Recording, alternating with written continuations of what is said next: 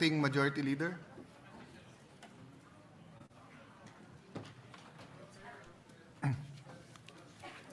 Mr. President, at this juncture, I move that we dispense with the reading of the Journal of the 61st Session, Wednesday, May 6, 2026, and consider the same as approved. Mr. President, before we do that, may we, the gentleman from Cavite, Senator Ping Lacson, is seeking the floor. I move that he be recognized, Mr. President. Senator Lacson is Thank you, Mr. recognized. President. Before we approve the journal, before we act on the motion of the acting majority leader, I have a parliamentary inquiry. Yesterday, two motions were made. The first one made by Senator Villanueva, citing in contempt of the Senate the NBI agents who allegedly tried to prevent Senator De La Rosa from attending yesterday's session. And the second one concerning the proposed amendments to the rules made by a motion made by Senator Marcoleta. On the first motion, Mr. President, I would just like to ask how my vote was counted.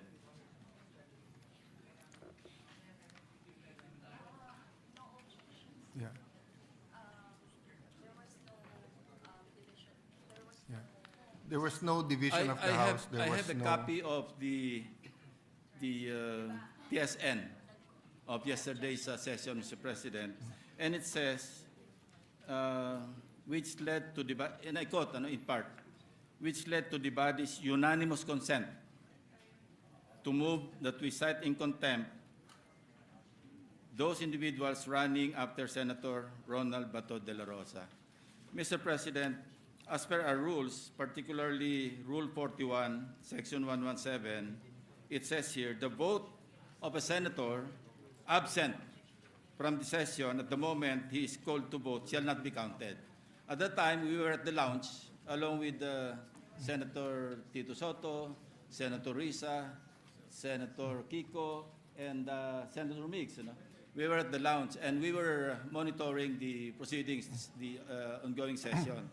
And to say that my vote is counted along with the others because it says here unanimous, that's why I stood up before we approved the journal, Mr. President. For a full explanation of that, I will refer to the Committee on Rules because to my knowledge, that is the tradition of this chamber. When we pass resolutions and there's no objection, whoever is present during that time is counted as to have voted for it. That has been the tradition even during the time of Senator Soto. Thank you, Mr. President. But if that is the inquiry, so that we can set straight our rules and the records, if the gentleman wishes, I will refer to the Committee on Rules and ask them to report out maybe by Monday. Thank you, Mr. President. Except that Rule 41, as I mentioned, Section 117, Yes. maliwanag po sinasabi, pagka wala yung senador sa session hall at the moment he is called to vote, shall not be counted. Yes. Which, for example, the resolution against the Chinese ambassador, many of us weren't in the session hall.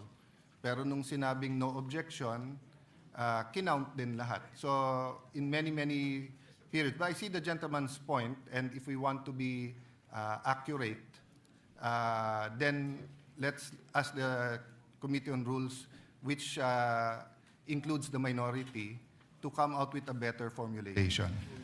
Let it be placed on record, Mr. President, that my manifestation does not in any way showing sympathy with the NBI agents who grappled with our colleague here.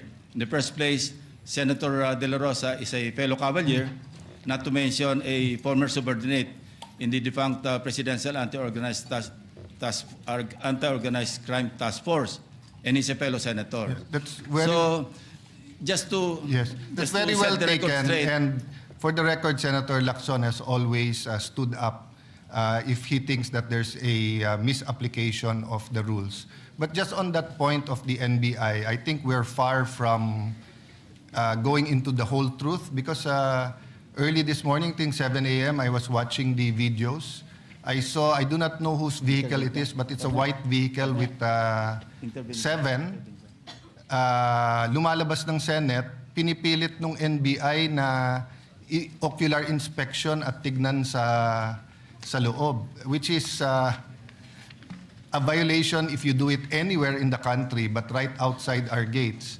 So although we agreed with the NBI director for fact-finding, I think this issue is far from over. So I thank you, Senator Lacson, for making that nuance that you are talking about the rules, not the sentiment of the Senate to protect our integrity. No? On the substantive aspect of my manifestation, Mr. President, para lang hindi na maulit, kasi meron tayong jurisprudence, yung Ong, remember Lincoln Ong of the Parmali controversy, GR number 257401. Bago po ito yung leading case, March 2023.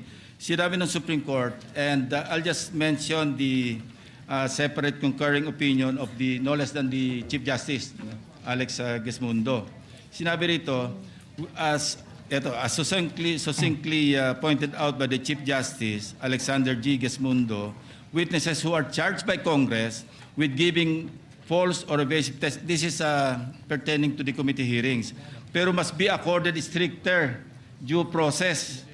So yung nangyari kahapon sa President, and I was about to ask again, if it was a direct contempt or an indirect contempt. Because if it was an indirect contempt, all the more that they should have been asked to explain first before they were cited in contempt of the Senate and thereafter taken under the custody of the Senate. So procedurally incorrect or infirm yung ating ginawa. Kaya ko lang pinopoint out para i-correct lang natin yung ating sarili.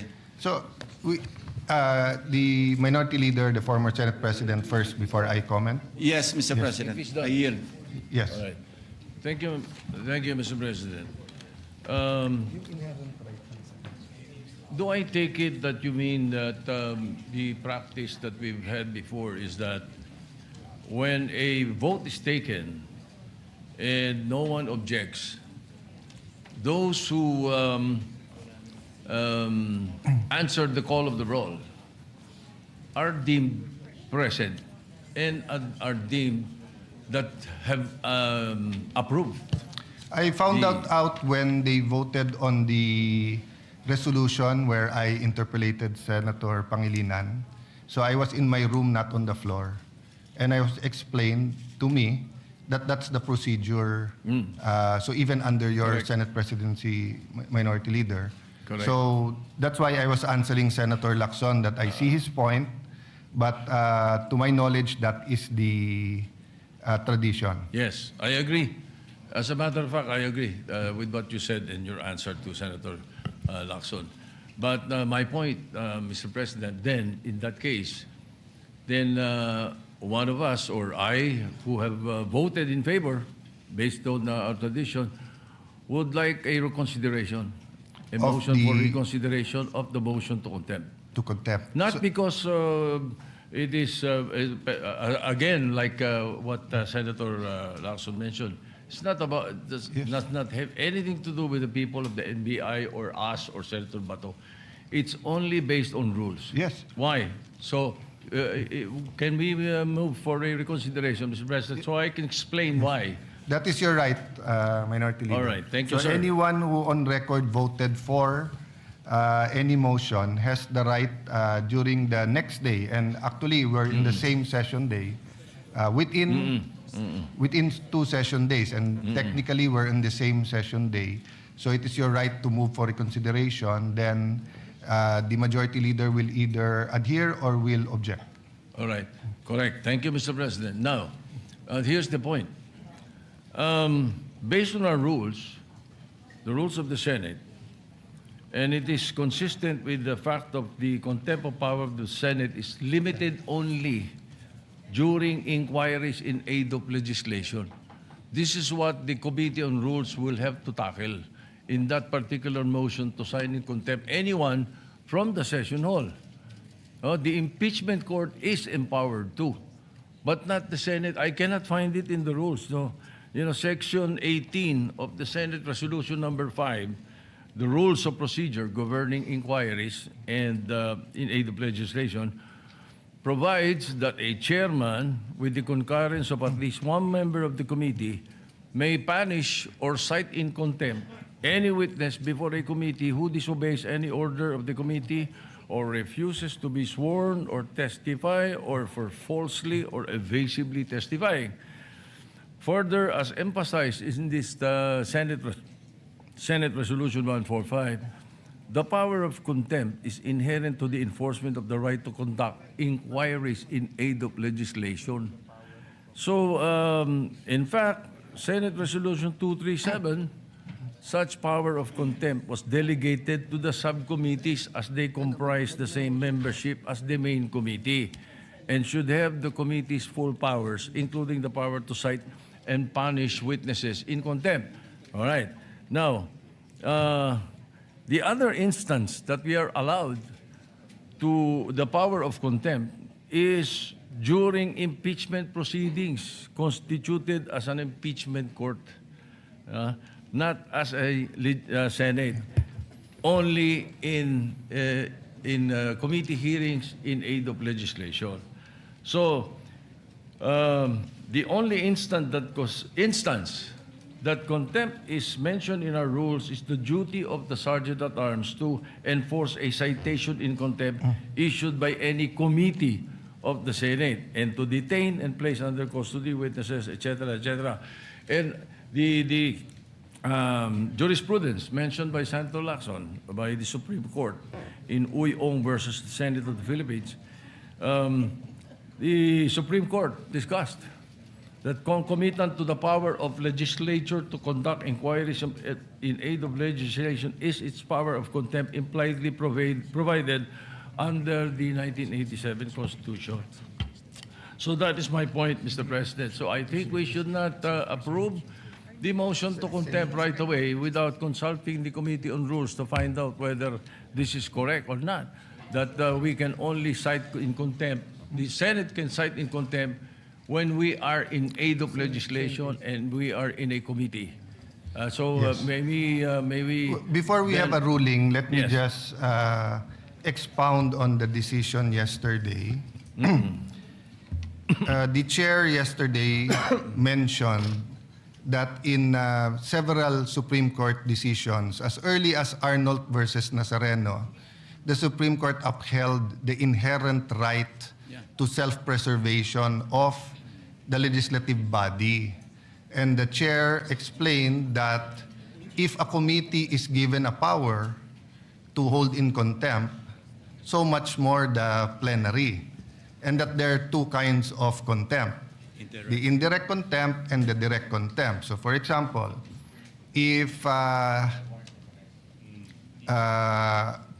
Maria and Pedro were now sitting in the gallery and they started shouting, if the Sergeant at Arms took them out, but they came back and they started throwing stones, we can hold them, or they had guns, we can send them for inquest, or we can hold them in contempt because it's part of self-preservation. So even in the decision mentioned by Senator Lacson has to deal with the issue at hand. The ratio decidendi, or the reason for the decision, always deals with only the issue at hand. And the issue at hand then was the contempt powers of legislation in aid of legislation. But despite that, still the Supreme Court again said, indeed, the exercise of contempt power by legislature is anchored on self-preservation. And they had a footnote from the previous cases. Having said that, I'd like to ask the pleasure of the minority leader. Yes. Would you like to vote on it, or would you like us to send this to the legal and then give them a day or two to, or until Monday yeah. to, because the problem I with... was thinking of that, Mr. President, Yes. if you don't mind. I'm sorry for Yes. interrupting Go ahead, you. sir. Because the Supreme Court itself laid down the limitations. That's why we have to discuss it perhaps in Yes. the committee or Yes. the legal. No, the first limitation: the subject hearings were conducted in aid of legislation. One. Two, second limitation. The assailed rules are compliant with the publication requirement of Section 21, Article 6 of the 1987 Constitution. And the third limitation is that the committee failed to accord petitioners their constitutional right to due process relative to the conduct of its proceedings.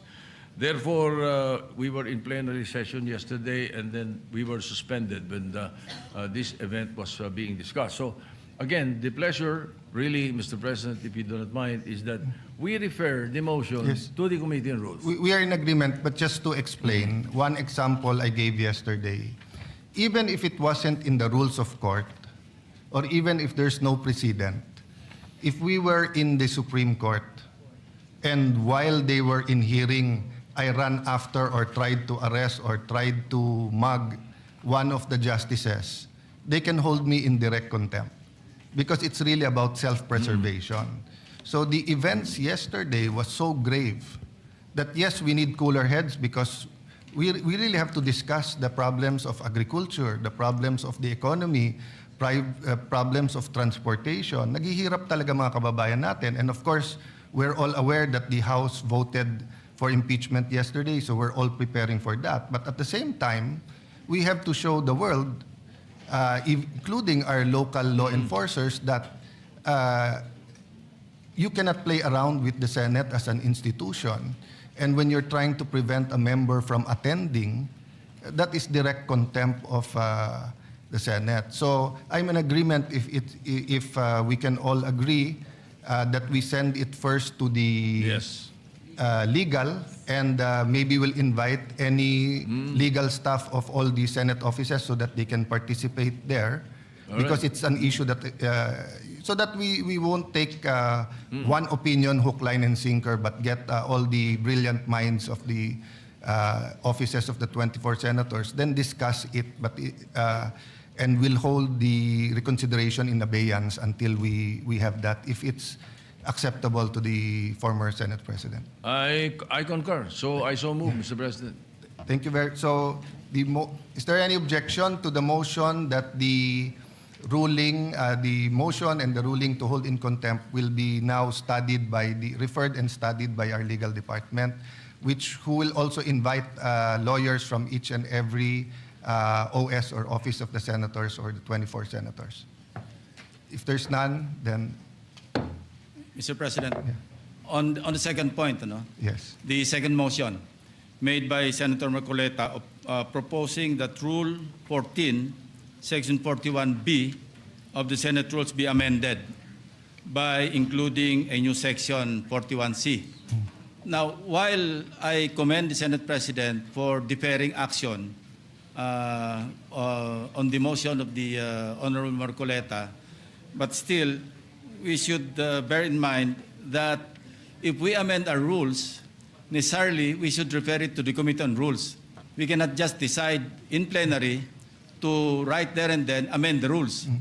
If I am correct in that regard, Mr. President. You're not only correct, that's what happened. I referred it to the Yes, Committee that's on why Rules. I express my admiration and commendation for the action taken by the Senate President. Yes, yes. So we're clear on that. Yes. My interpretation, Senator Lacson, is that was the intent of Senator Marcoleta. That because the rules is that 1 day for consideration. Yeah, for a motion, it's 1 day. I'll just paraphrase. So my interpretation, of course, I didn't stand up and go near to Senator Marcoleta, but my interpretation was that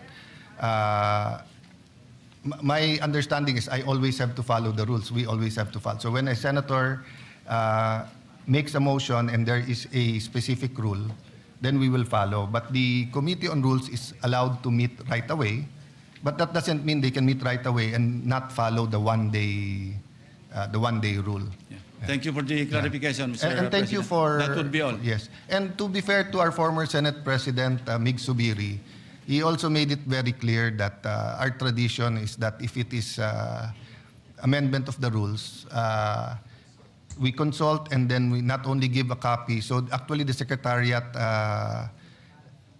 rewrote the proposal, and maybe I could just say that all of these were a product of what happened yesterday. No? And of course, most of us had some sleep last night. I don't know Senator Bato if he had good sleep. He told me he was not able to sleep last night, but Senator Padilla, who stayed with him, said you were sleeping very well. So, but maybe cooler heads today, and hopefully we'll get our job done. No? Yeah. Yes, Majority Leader. Yes, Mr. Thank you, President. Senator Lacson. Thank you, Mr. President, and also just to put on record, this representation, when this representation filed that motion, I was actually asking the plenary during that time about the possibility of looking into that particular incident. But anyway, Mr. President, we just also want to put on record that what we are trying to approve, Mr. President, the journal of the 61st session Wednesday was last May 6, Mr. President, not yesterday. So just to put that on record, it's May 6, 2026 was last week, and that is the motion that we are putting. So any on the objection table. that we approve the journal of the session of Wednesday, May 6, 2026?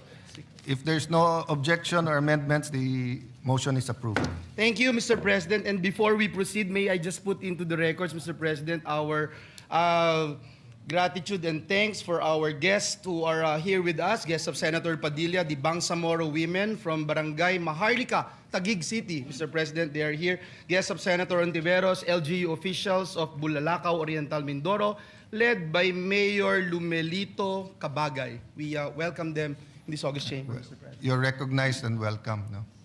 Mr. President, Maybe, Majority Leader, in behalf also of the Senate, I also apologize to those who had to stay longer within the Senate yesterday while we were identifying the agents who ran after Senator Bato. I think even former CHED head Popoy de Vera and many others were here. And Senator Pia also reminded me that there are hearings scheduled, and just to inform the body, the tradition is even if the positions are vacant, you can continue with the scheduled hearings because they are the same members and the chairman is automatically a member. Senator Bam Aquino? Mr. President, I'd like to clarify. There's a BICAM scheduled for Thursday Yes. on the voucher bill, which has been passed on third reading here and in the House. Shall we also continue with the BICAM for the voucher program, Mr. Yeah, President? if there's no objection, I think we should all continue. And in fact, I'm hoping to have a all Senator caucus soon. I just don't know if today or tomorrow to discuss the committees and to even consult the minority even before we offer certain committees. But anything that is pending and should be, I think the only things that are technically on hold is new hearings and the sponsorships on the floor pending designation of chairman. Thank you. Thank you for Thank the you for clarification, asking Mr. that. President. Mr. President, Senator Senator Pangilinan is Pangilinan. also seeking the floor. It's just a clarification as regards the hearings of the committees that can be conducted. When we say we will not be conducting new hearings, does this exclude hearings that were suspended and will just be, under our rules, allowed to resume as the hearings have yet to be terminated? So the tradition is if there's a vacancy in the chairmanship, there's a vice chairman that takes over. But if the vacancy is in all, the Which is the case, Mr. President, yeah, because in all, the chairman can continue the hearings that are ongoing. So Okay. my interpretation is, let's say you had a hearing today, you conducted it, then you say the next hearing is Monday. But we hope to finish the committees by Monday in consultation with everyone so that hindi nga maipit lahat ng trabaho natin. So with the understanding, Mr. President, that this suspension of our rules by unanimous consent, It's not a suspension, it's a tradition that is consistent with the rules. Because when you're chairman, you're automatically still a member of that. Yes. I'm telling you what the Secretariat informed me yesterday because Senator Pia called me and said, called my attention and told me na presyo ng kuryente yung hearing niya. So unless we Suspended on. unless we designate her again as chairman of energy. So I consulted the secretariat and they mentioned the tradition that you don't have to cancel the hearing. Just a question, Mr. President. Yes, Mr. Thank you. Independent. Thank you, Mr. President. Independent leader, there's two of you. There's two of us, two independent leaders here. But Mr. President, just a quick question. Yes, because it's a bit confusing to our colleagues when they asked about their committee reports. Some are already supposed to be handled on the floor, the committee hearings, because I can recall that the motion yesterday was all positions vacant. So if it's all positions vacant, that would also mean the memberships, Yes. Mr. President. Because that's correct. Yeah, so I'm just asking for clarification so that we can be guided accordingly. If we do, then we have to reorganize really quickly. That's why, Mr. President, if I may suggest, by unanimous consent, we can suspend our rules. And I would like to think that would be the better route in terms of allowing hearings to be conducted by former committee chairpersons and former members until Monday, as the Senate President earlier mentioned, that you would have disposed of the issue by Monday. Yes. I am Mr. overwhelmed President. by the number of brilliant minds and former Senate Presidents. So with your permission to answer the question, former Senate President Escudero will Yes, give his Mr. input. President. To lend some clarity to the issue at hand, I would like to read and spread onto the record Section 19 of our own rules. The chairman and the members of the permanent committee shall commence in the exercise of their duties upon their election. They shall cease when their successors shall have been elected or designated.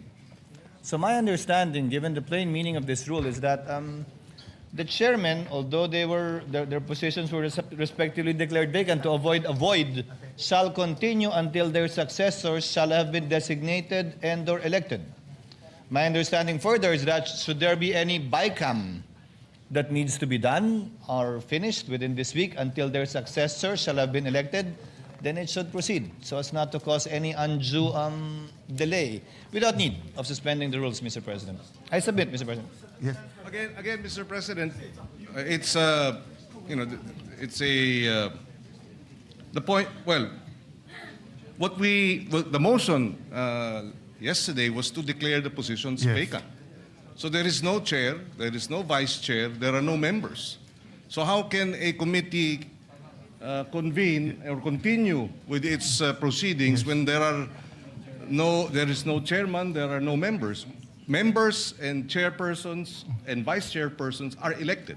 As a matter of courtesy and tradition, And that's why, yes, instead of just saying the name and then replacing the chairman, which happens in certain instances with the permission of the two individuals. When there is a leadership change, usually there's a question of the chairmanship. So there's sometimes a motion to declare all positions vacant. But that is the brilliance of the rules. The rule is very clear.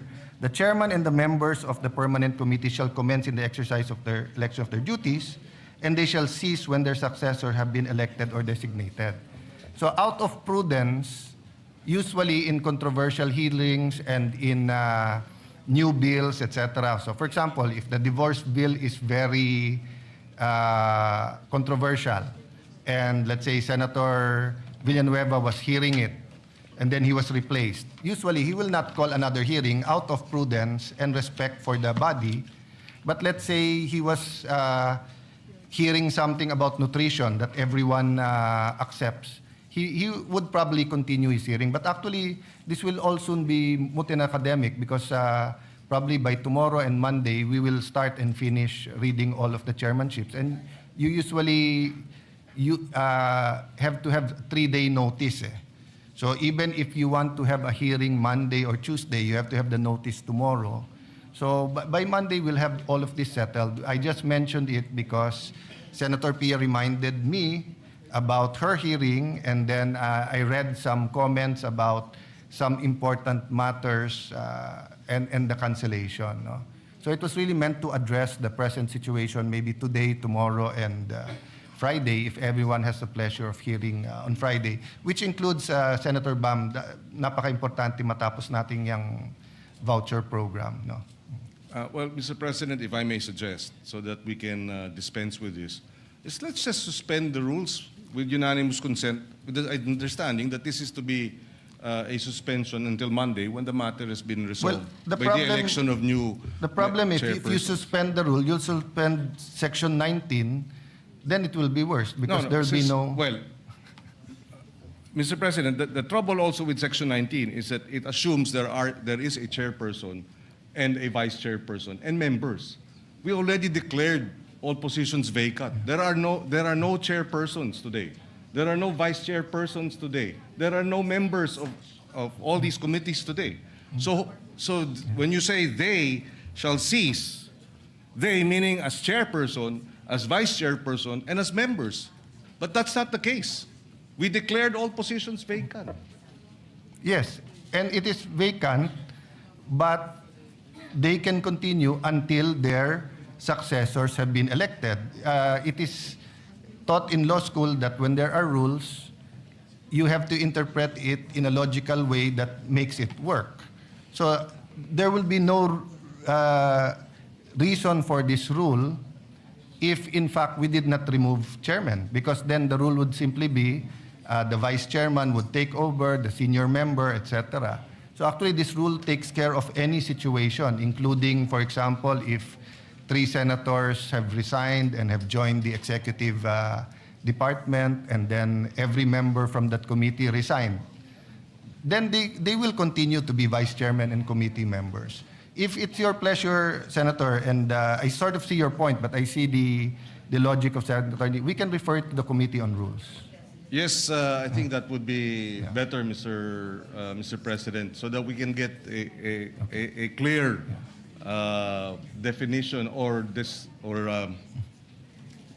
a clear ruling or a recommended ruling from the Committee on Rules and legal interpretation of this particular rule. Thank you for bringing that up. No? Thank you, And Mr. at least we'll clear it up so that those who have important hearings will not need to cancel it.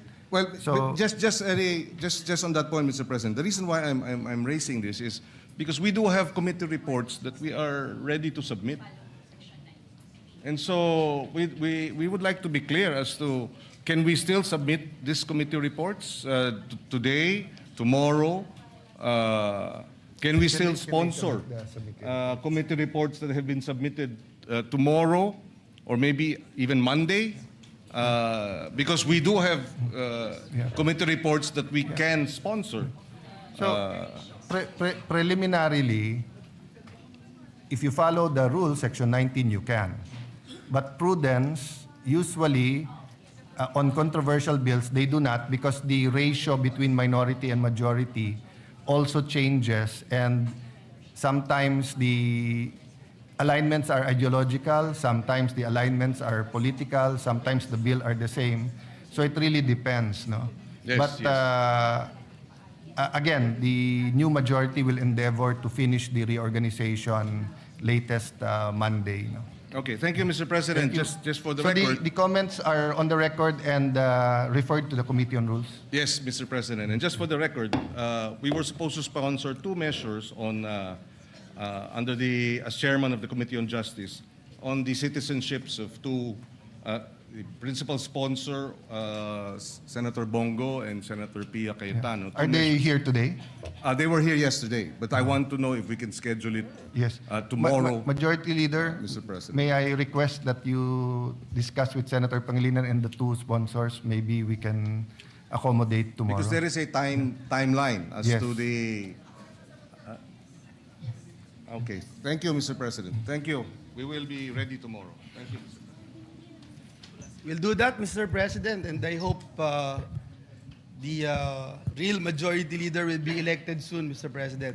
Mr. President, at this juncture, and just to You mean give the our permanent, colleagues, permanent majority leader, colleagues not the opportunity to vote on 3rd reading, Mr. President, may I respectfully move to consider on 3rd reading of bills Mr. President, the printed copies of these bills were electronically distributed to the members on May 8, 2026 in compliance with the 3-day rule in the Constitution.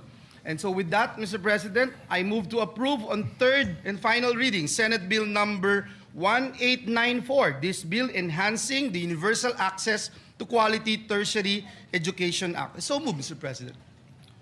Any objection? There being none, consideration of Senate Bill number 1894 on third reading is in order. The Senate Secretary is directed to read the title of the bill and proceed with the voting.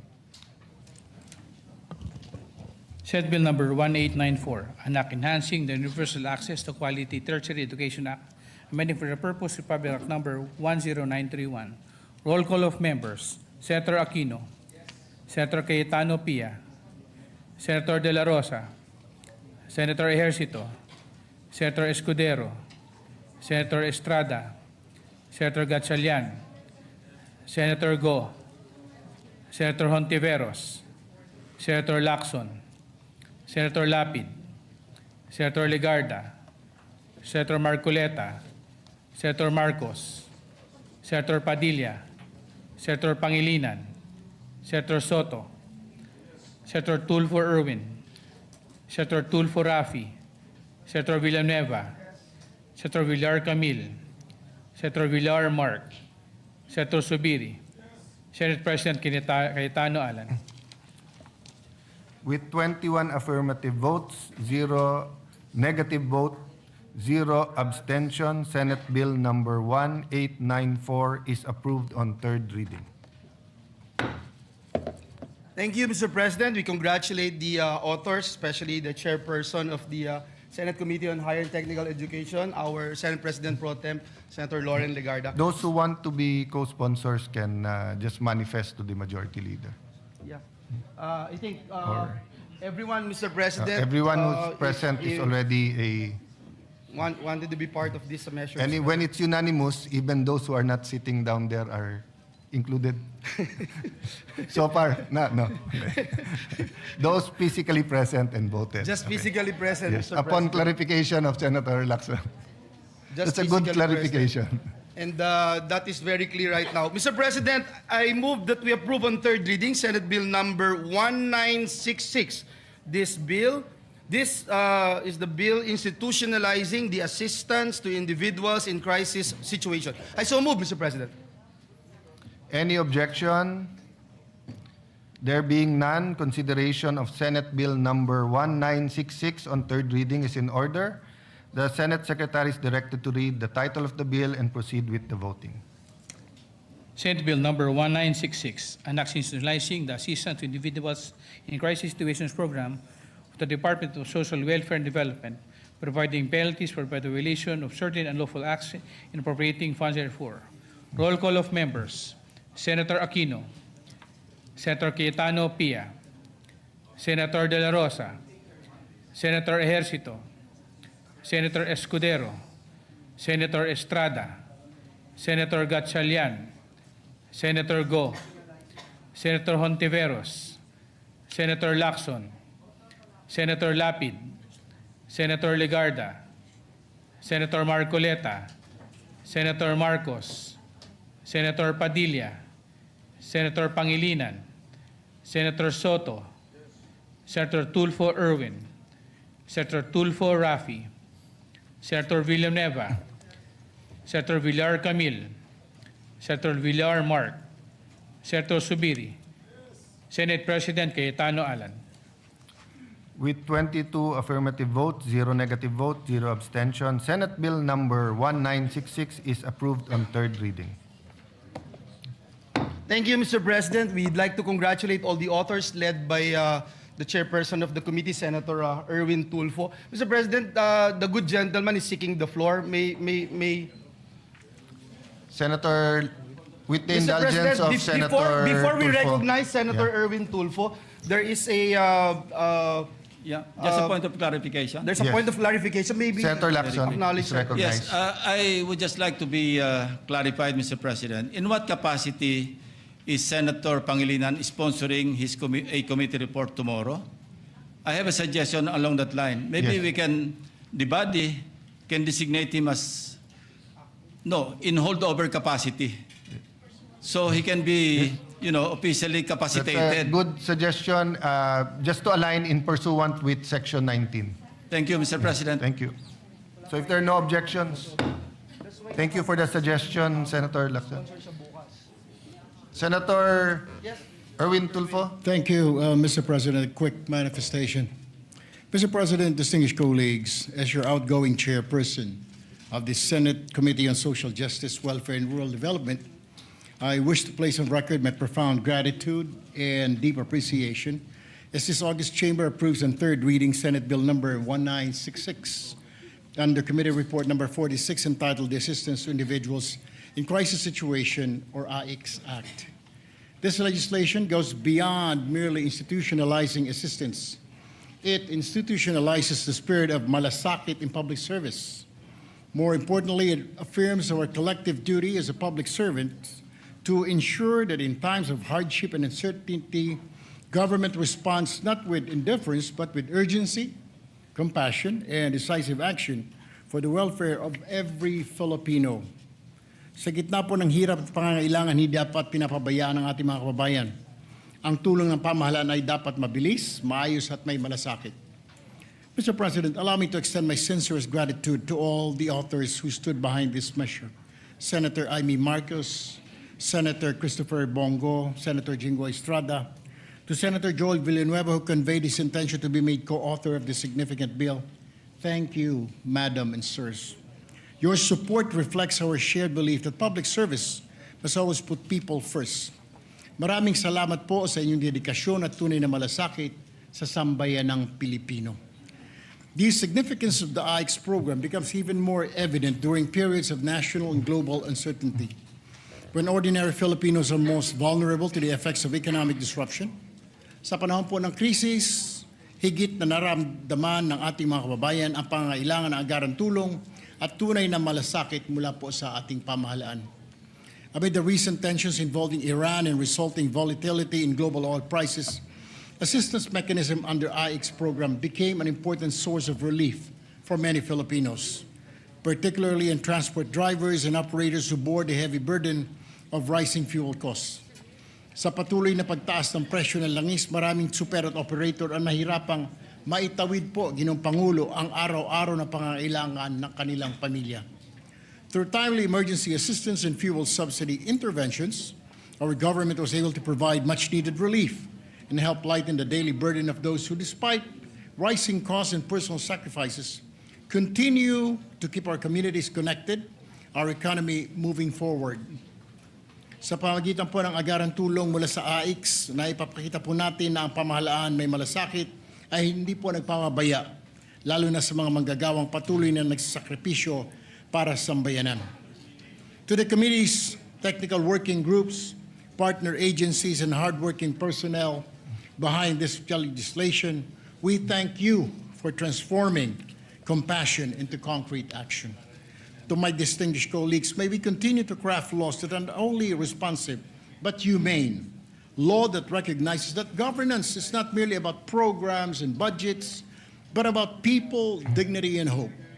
Ang pagpasa po ng AICS Act ay isang matibay na patunay na ang pamahalaan ay may malasakit, ay pamahalaang tunay na kumakalinga, handa lagi umalalay, umunawa at tumugon sa pangangailangan ng bawat Pilipino sa oras po ng kagipitan. Again, Mr. President, to all the authors and supporters of the AICS Act, thank you for your unity, compassion, and unwavering commitment to the Filipino people. We stand united, no matter what political colors we have. There is no crisis too great that we cannot overcome. Muli po, maraming salamat sa aking mga kasamahan, both in the majority and minority, at sa sambayan ng Pilipino. Thank you and good afternoon, Ginoong Well, Pangulo. the chair recognizes the work of the good senator in social justice and social welfare. Very well taken ang manifestation, except the part that he said he will be leaving the committee. We're not yet that sure, as we recognize your work in that committee. Thank you for your manifestation. Senator, Mr. President, next to explain her vote especially on Senate Bill number 1894, is the distinguished lady from Antique, the chairperson of the Senate Committee on Higher and Technical Education, Senator Lauren Legarde. I move that she be recognized, Mr. President. Mr. President, esteemed colleagues, I would like to thank all our colleagues in the unanimous vote on the free tertiary education amendments. And we know that this measure strengthens RA 10931 and ensures the promise of free and equitable tertiary education, that it truly reaches the poorest Filipino families. EDCOM 2 revealed stark gaps in the implementation of student assistance programs. Many of our most vulnerable learners continue to struggle with the rising cost of transportation, food, housing, and school requirements despite existing support mechanisms. This bill ensures that limited government resources are directed first to those who need them most, aligns allocation strictly with household income, guarantees timely inflation-adjusted support, and demands accountability for the use of public funds. Ang edukasyon ay hindi lang dapat libre, dapat ito'y makabuluhan at nagubungan ng tunay na oportunidad mula enrollment hanggang graduation at trabaho. This measure is for our students, especially the poorest, who now know that the government stands behind their dreams. Dapat laging patas ang pagbibigay ng pagkakataon sa bawat batang Pilipino na nangangarap.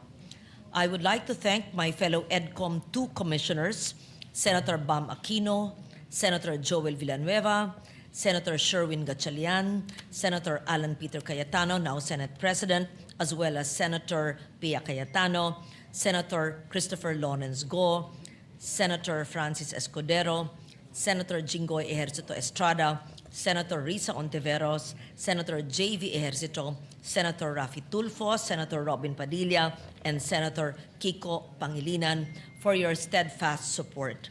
I express my deep gratitude to all who joined in advancing this measure. And just to take note that the House of Representatives had already passed this measure on third reading. Thank you, Mr. President. Thank you, Mr. President. Before I ask for this representation's recognition, Mr. President, our dear colleague, Senator Risa Ontiveros, is seeking the floor. May I move that she be recognized, Mr. President? Yeah. Senator Antiveros is recognized. And we thank Senator Legarda for her explanation of the vote. Salamat po, Mr. President. Inquiry, Mr. President, in line dun sa action ng body natin regarding Senator Pangilinan on the suggestion of Senator Lacson. Two inquiries, Mr. President. For clarity, Mr. President, dahil this representation is the former chair of the Senate Committee on Women and also former chair of the Senate Committee on Health. Kanina po kasi ang conversation nga ay tungkol sa committee hearings for bills that are ready for amendments on the floor. Halimbawa itong apat, Mr. President. So, ang unang inquiry ko po, would I still be allowed to introduce the amendments as former chair in relation po to the action of the body on holdover capacity of Senator Pangilinan in his former committee, Mr. President? So, First inquiry. as to introducing individual amendments as a senator, of course, that's always your right.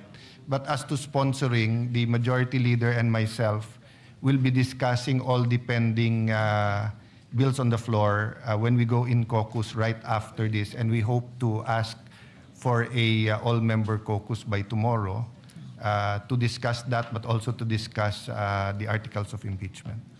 Salamat, Mr. President. And this representation anticipates the response of the Senate President and the Majority Leader. Just to add one detail on the anti-hospital detention bill, ang particular status po niyan, Mr. President, is babasahin na lang yung amendments. Okay. And then, pending the decision of the body, pwede na pong i-close on second reading.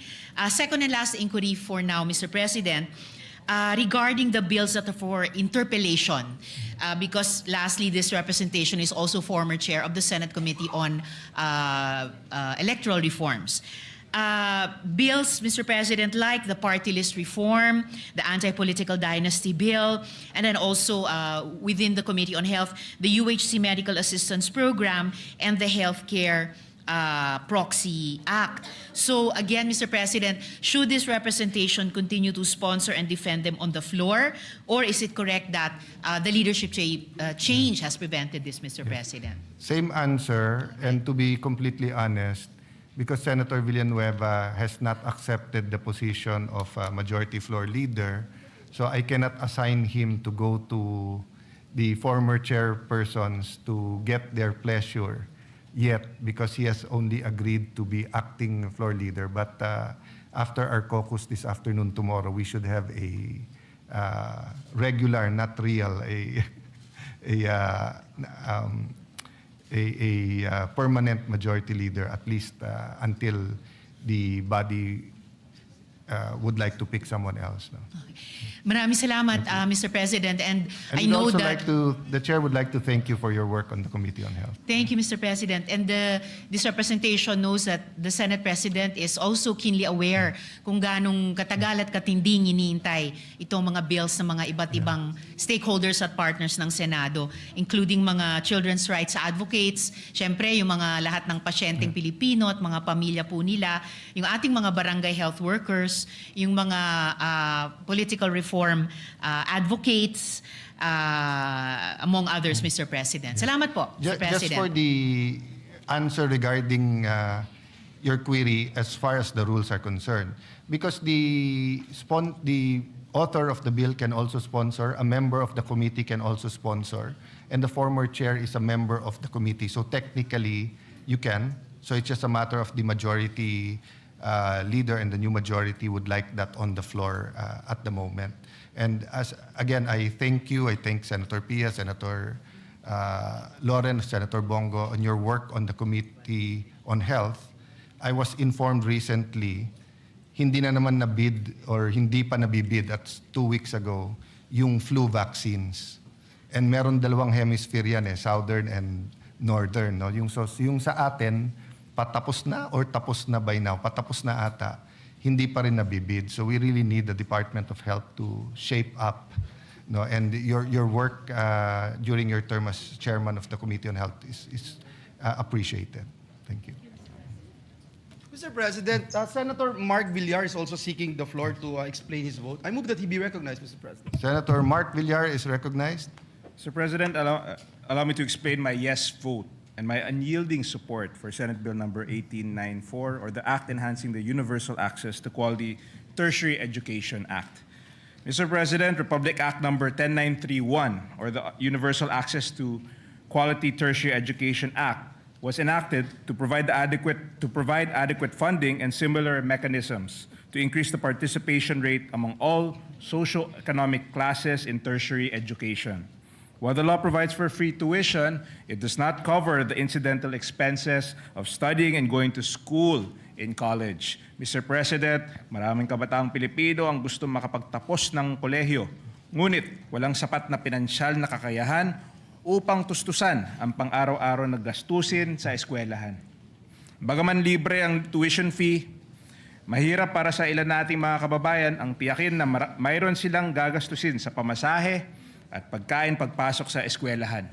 Kung kaya, Mr. President, napipilitan ng marami na tumigil sa pag-aaral para magtrabaho upang tustusan ang pang-araw-araw na gastusin ng sarili at ng kanilang pamilya.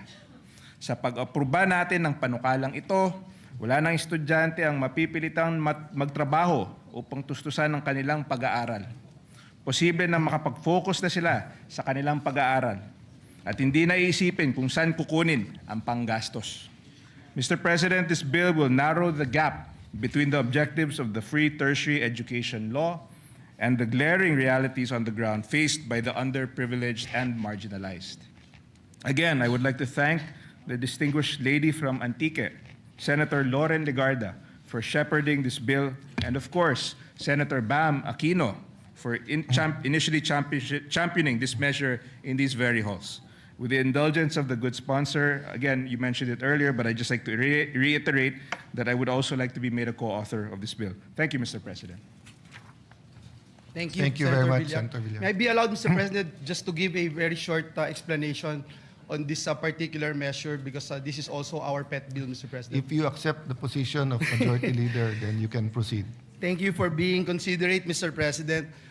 Mr. President, we vote yes on the proposed amendments to the Universal Access to Quality Tertiary Education Act.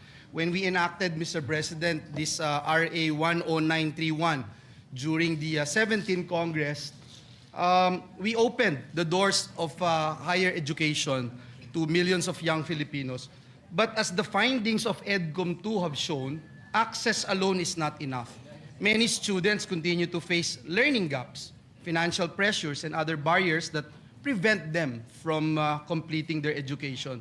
Now, through the work of EDCOM 2, particularly, Mr. President, in our role as chairperson of the Standing Committee on Technical Vocational Education and Training and Lifelong Learning, we have seen the urgent need to strengthen support systems for learners and make our education system more responsive to present realities. These amendments move us closer to that goal by improving the delivery and targeting of tertiary education support and ensuring that more students are not able to enter school but also complete their education successfully.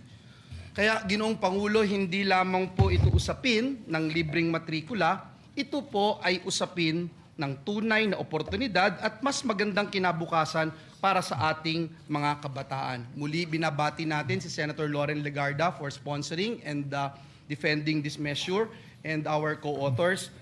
For these reasons, Mr. President, and as author and co-sponsor of this measure, we reiterate our yes vote. Itaas po natin ang antas ng edukasyon sa Pilipinas. Maraming salamat po and may God bless us all.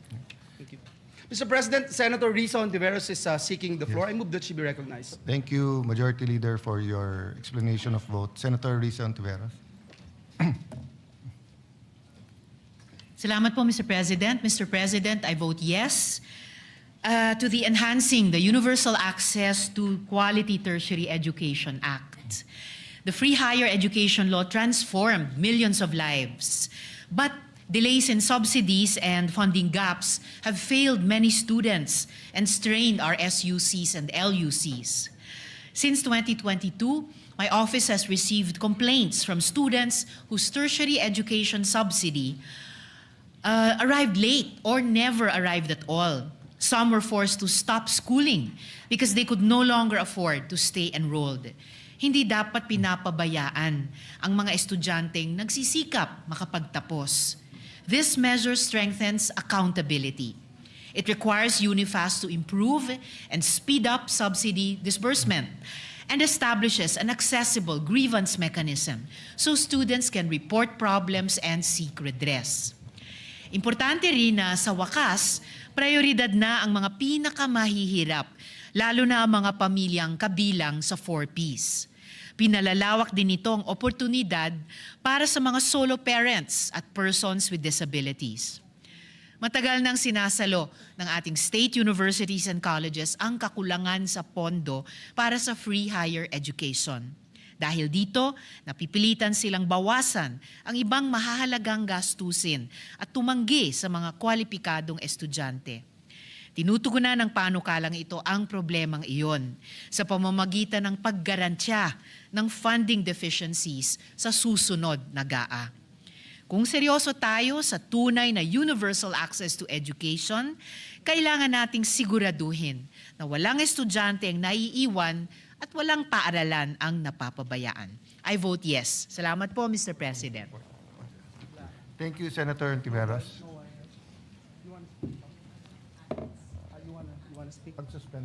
Mr. President, Senator Legarda is seeking the floor. I move that she be recognized, Mr. President. The Senate President Pro Tempore, Senator Legarda, is recognized. Thank you, Mr. President. Distinguished colleagues, ang AICS ay isa sa pinakamahalagang tulong ng pamahalaan para sa mga Pilipinong biglaang nahaharap sa krisis, pagkakasakit, aksidente, pagkamatay ng mahal sa buhay, pagkasunog, pagkawala ng hanap buhay, at maraming iba pang matinding pangangailangan. Sa pamamagitan ng panukalang ito, binibigyan natin ng AICS ng malinaw at permanenteng batayang legal. Hindi na lamang ito aasa sa mga issuances at taunang pondo, magkakaroon na ito ng malinaw na mandato, mas maayos na sistema, mas matibay na pananagutan. Mahalaga ring maipasok natin ang mga amyenda upang mas malinaw ang data, mga privacy safeguards, mga maayos ang koordinasyon sa LGUs at mas malinaw ang ugnayan ng AICS medical assistance sa iba pang health assistance programs ng ating pamahalaan. Pinatitibay din ng panukala ang mga pananggalang laban sa pang-aabuso, sa pamumulitika, sa katiwalian, panggigipit sa mga benepisyaryo. Ang ayuda ay dapat makakarating sa nangangailangan, hindi sa pamamagitan ng palakasan, padrino o politika. Mr. President, sa oras ng krisis, ang tulong ay dapat mabilis, patas, may malasakit. Para sa ating mga kababayang nasa kagipitan ng bawat araw ng paghihintay ay dagdag na pasanin. Kaya ako po'y nagpapasalamat kay Senator Erwin Tulfo na binigyan niya ito ng prioridad at ito'y magiging permanente ng batas at hindi na tayo aasa lamang taon-taon kung anong ilalagay ng ating pamahalaan. Dahil po dito, buwaboto ako ng oo sa panukalang institutionalization of the AICS program. Thank you, Mr. President. Thank you, Senator Legarda. Mr. Majority President, Leader. Senator Bongo wishes to explain his vote. I move that he be recognized, Mr. President. The Chair recognizes Senator Bongo. Mr. President, I rise to explain my yes vote on Senate Bill 1894, a measure that seeks to amend Republic Act Number 10931 or the Universal Access to Quality Tertiary Education. Ito po yung final ko naman po ay Expanded Free Tertiary Education. Ngayon po ay pinangalanan na po ito na an act enhancing the Universal Access to Quality Tertiary Education Act, amending for the purpose Republic Act Number 10931.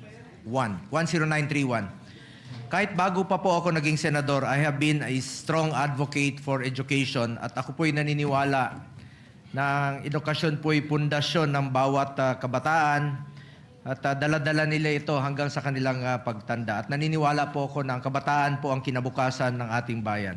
Noong 2017, nilagdaan po ni former President Rodrigo Duterte ang Republic Act Number 10931. Naging libre po ang tuition sa ating mga state universities and colleges.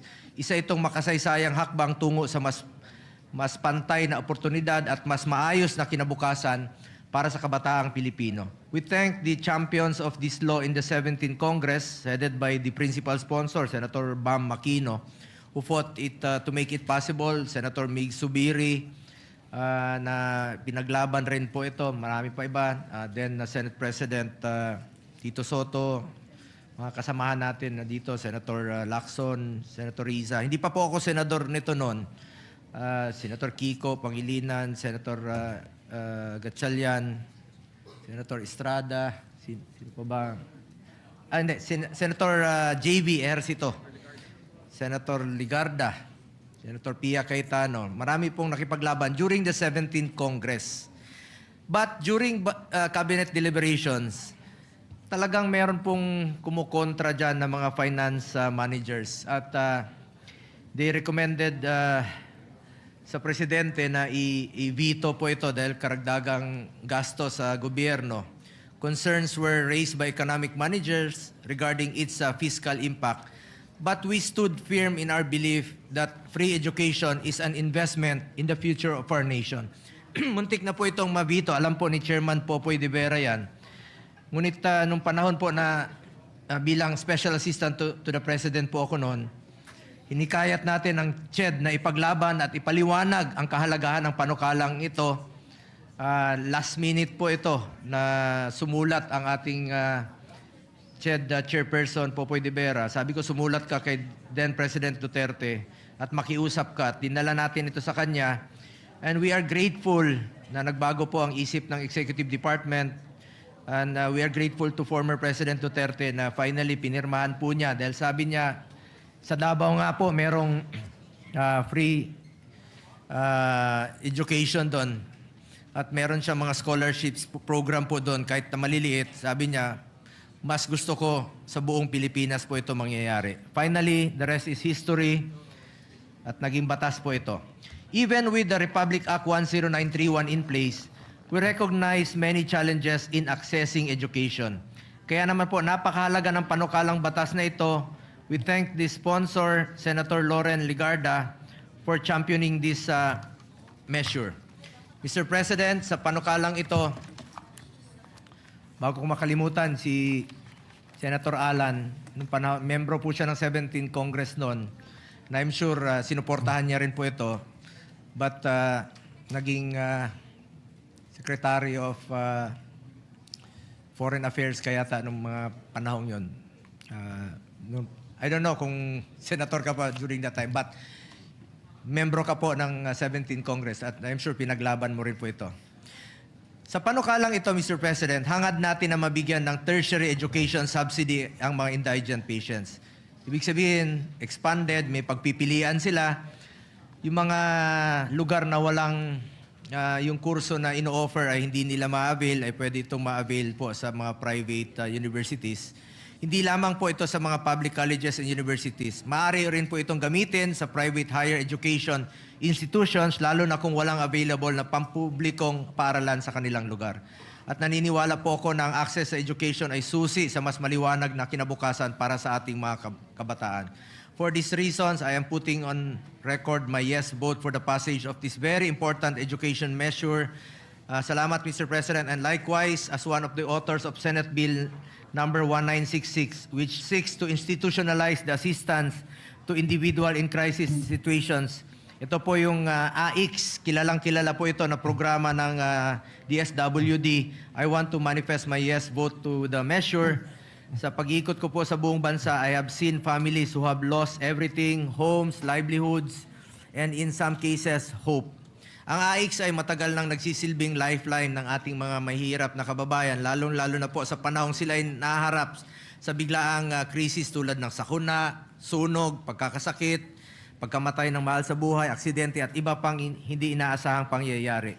By institutionalizing AIX, we guarantee its continuity and enhance its ability to adapt and respond to the growing needs of our communities.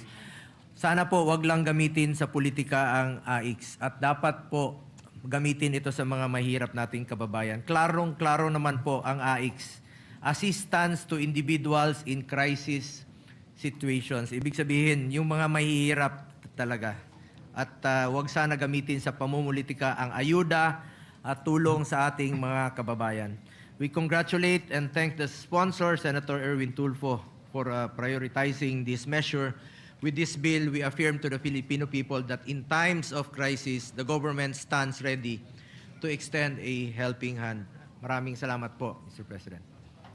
Thank you, Senator Bongo. Just on your point na sana wag magamit sa politika and for the information of the public who have a keen eye on the Senate, actually maganda na carry over yung amendment ni Senator Lacson sa 2026 budget, yung prohibition on political involvement in the distribution of cash and other forms of financial assistance is in Section 18. Sa Section 19 naman, prohibition on the display and or a fixture of the name, image, likeness of public officials. So yung suggestion ni Senator Lacson na kineri ng body nung sa 2026 budget, nandito. Tapos may Section 20, unlawful acts. Unfortunately, ang Section 18 and 19, walang penal clause. Ang Section 20 may penal clause may penalties under Section 21. That's why if you noticed, nung nagsimula yung Iran-Israel-US war, parang may bumalik na mga logos at saka mga streamers, posters, tarpaulins na may mga muka sa ilan mga distribution. So baka pwede nating ipaalala sa lahat na the spirit of the law, kahit wala tong criminal penalties, is maybe I can use the word partisan-free. Diba? Dapat non-partisan ang pagbibigay ng ayuda. Mr. President, nalimutan ko lang po kanina. Salamat rin kay Senator Chis Escudero, Senator Angara, Senator Grace, and Senator Nancy Binay. And of course, headed by our finance Chair, Senator Loren Ligarda, Senator Pia, na pinaglaban po itong free tertiary education. Salamat po, Mr. President. Thank you, Senator Bongo. Mr. President, before we recognize Senator Marcoleta to explain his vote, I think the chairperson of the committee, Senator Erwin Tulfo, would just like to put into the record some of the matters that is Yes. part of what has been discussed on the floor. Senator Thank you. Senator Tulfo has Right. both the legislative acumen, but also he served as secretary, so he knows the practical side of all of this. Thank you, Senator Tulfo, Mr. you're President, our new majority floor leader. Nais ko lamang pong sabihin po, maraming salamat po sa pagpapaalala na doon po sa clause section 18 at 19, wala pong penalty po doon. Bagkus yan po ay plano namin na ilalagay po natin sa BICAM. Pag nagkaroon po ng BICAM na, lalagyan po natin ng penalty po yan. Maraming salamat po, Ginoong Pangulo, for that reminder. Mr. President, I move that Thank we you, recognize Senator. Senator Rodante Marcoleta for his explanation of votes. So move, Mr. President. And just a point kay Senator Tulfo, and it can be administrative dahil public officials naman ito, or it may be grounds for disqualification if they are a candidate. So thank you for your work, Senator Tulfo. Senator Marcoleta, you are recognized. Thank you, Mr. President.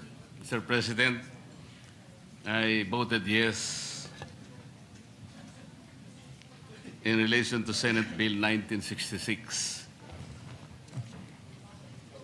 In doing so, Mr. President, I'm also conscious of the fact that I hope we will find a more equitable way of intervention, socioeconomic intervention to the marginalized and the poorest of the poor. Kasi po, alam ko po yung AIX, while it serves as one of the interventions sa mga people in crisis situation, Mr. President, ang dami po kasing problema associated with it. Nandun po yung mga inclusive errors, nandyan po yung mga exclusive errors. Kuminsan po yung mga listahan, kinakailangang i-purge pa para makita natin na talagang didiretso po talaga doon sa nangangailangan.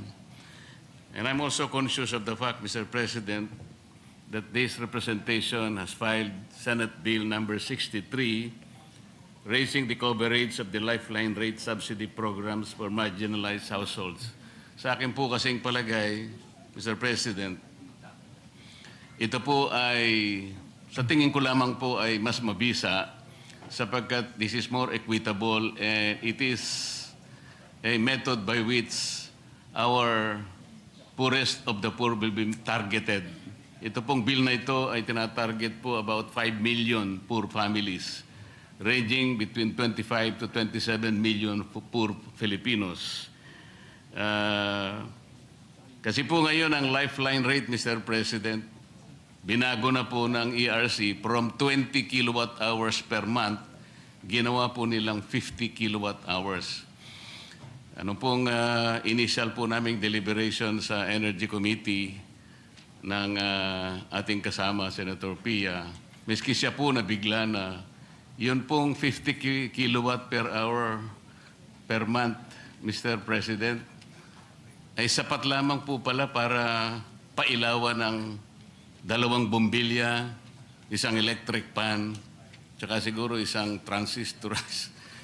Sabi po ni Senator Pia, ibig sabihin ba itong 50 kilowatt hours na to, wala man lang tsansa yung isang, for example, isang mother na nagtatrabaho rin sa isang kumpanya o sa isang opisina. Paano kung pamplansyahin ko man lang ang damit ko?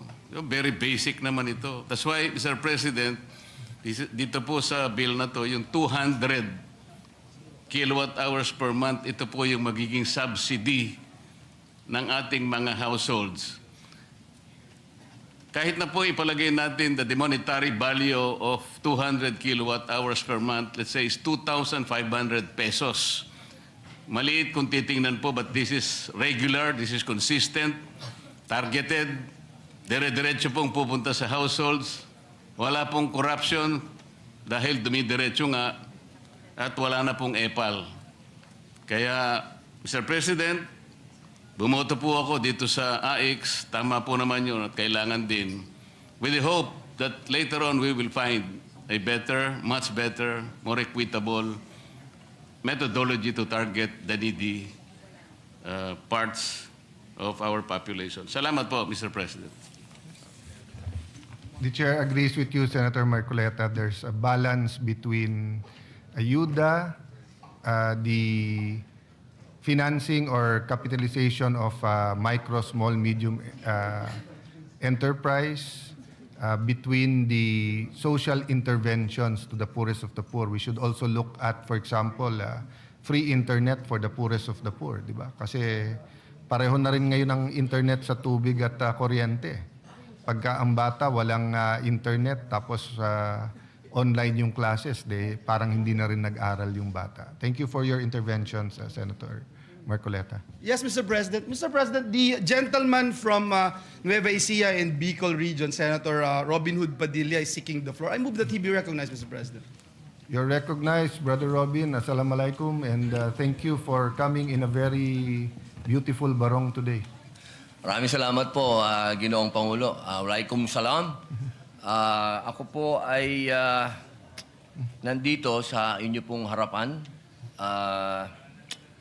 Ginoong Pangulo, ako po ay gusto ko lamang pong linawin ang ilang mga bagay patungkol po sa napakarami pong lumalabas ngayon. Iba't ibang komento, iba't ibang opinyon na parang ang dating sa taong bayan ay magulo tayo dito. Yun po ay hindi magandang impresyon.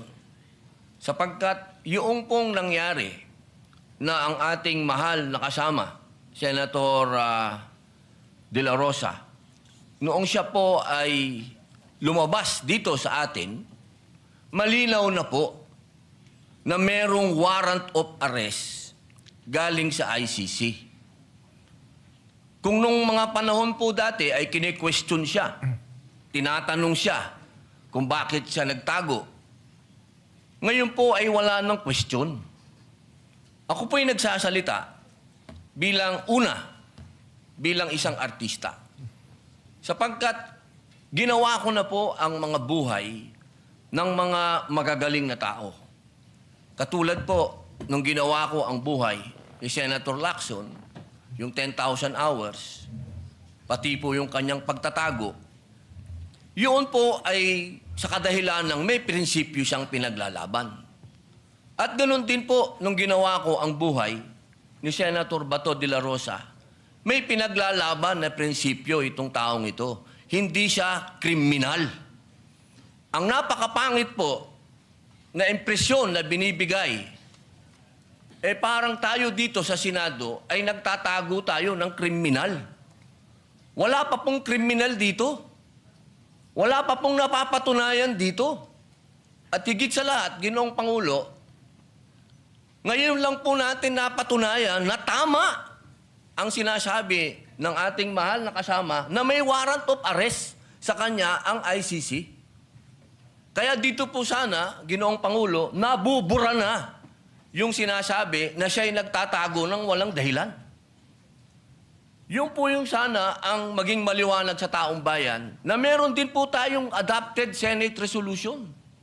Ito po yung number 44 na malinaw po doon sa resolution na ito expressing the sense of the Senate of the Philippines to protect all Filipinos against extrajudicial rendition and guarantee then a reasonable time prior to their surrender by extradition from the Philippines to seek redress from the courts and avail of legal remedies. So wala po tayong ginagawang kaimposiblihan dito dahil sinusunod po natin ang resolution natin. Dahil siya po, inaasahan natin at meron din po siyang pending na TRO sa Supreme Court. Ginoong Pangulo, sana wag po tayong magkaroon ng mga mixed messages dito. Hindi ko po hinihingi doon sa ating mga kasama na bumoto ng no dito sa resolution nito na pumanig kay Senator De La Rosa. Pero sana naman, huwag pong idamay ang buong Senado kapag sinasabi na tayo'y magulo, tayo'y katawa-tawa. Dahil tayo naman po ay nasa katwiran. Kung hindi tayo nagkakaintindihan sa katwiran, huwag tayong magsiraan. Dahil tayo naman po sumusuporta kapag tama naman at hindi naman patungkol sa ating bulwagan. Pero pagkatungkol sa ating bulwagan na ang pinag-uusapan, huwag po sana tayong magsiraan.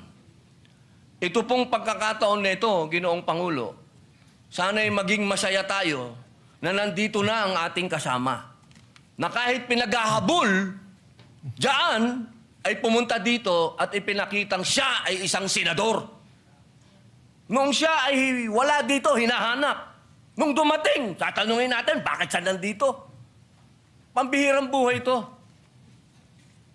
Sana, mga mahal kong kasama, bagamat tayo ay magkakaiba ng kulay sa politika, pagdating dito sa ating bulwagan, proteksyonan natin ang Senado. Hindi dapat pinapayagan natin sa labas ng gate natin, may nagche-checkpoint. Mahal na Ginoong Pangulo, maraming salamat po. Wala kaming tulog. Pasensya na kayo. I will refer the manifestation of the Honorable Senator Robin to the Padilla to the Committee on Rules and Public Order. But before that, may I make 3 points of information for all of us. Before that, an appeal sa lahat ng naka-video kagabi, whether dito sa labas ng session hall, whether dyan sa baba, dun sa ginulpi na member ng ating Office of the Sergeant of Arms, or dun sa labas, please volunteer and submit your video because we agreed with the NBI that they will conduct a fact-finding. The Senate will also conduct a fact-finding. And the NBI director promised us that if any of his agents exceeded their authority, they will be dealt with by law, whether administrative or criminal charges. I'll just finish, Senator Subirmay. So his report was that nangharas daw yung OSAHA, but when I showed him the video, he was also surprised. But of course, there are many videos. So that's my first point, that in reaction to what you said, iba yung magulo Senate, iba yung ginugulo ang Senate. Diba? Kahit sinong tahimik, pag ginulo, magmumukhang magulo. But today shows you na walang gulo. Number 3, I think that is the inherent weakness of social media versus news.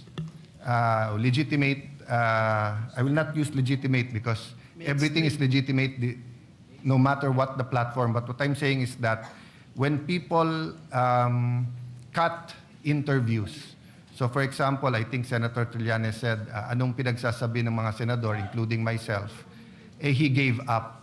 But if you look at my whole interview, ang sinabi ko, ang naging tradisyon at nirerespeto to ng kahit na pinaka mabibigat or pinaka mga administrasyon na inaccuse ng paggamit ng kamay na bakal, ay nagko-coordinate first bago nila i-serve ang warrant dito. Number 2, we allow the senator to exhaust all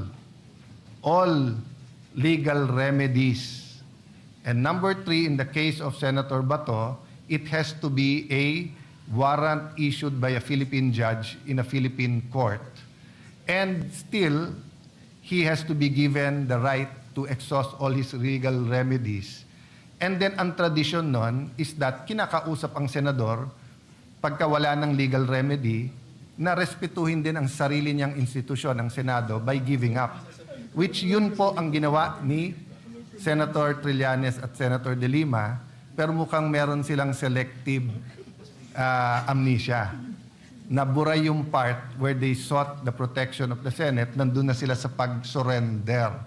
Secondly, lastly, nire-iterate ng NBI na pinayagan silang pumasok, pero sabi ko, siguro naman kahit pinayagan kayo pumasok, walang pumayag na makipaghabulan kayo sa isang senador.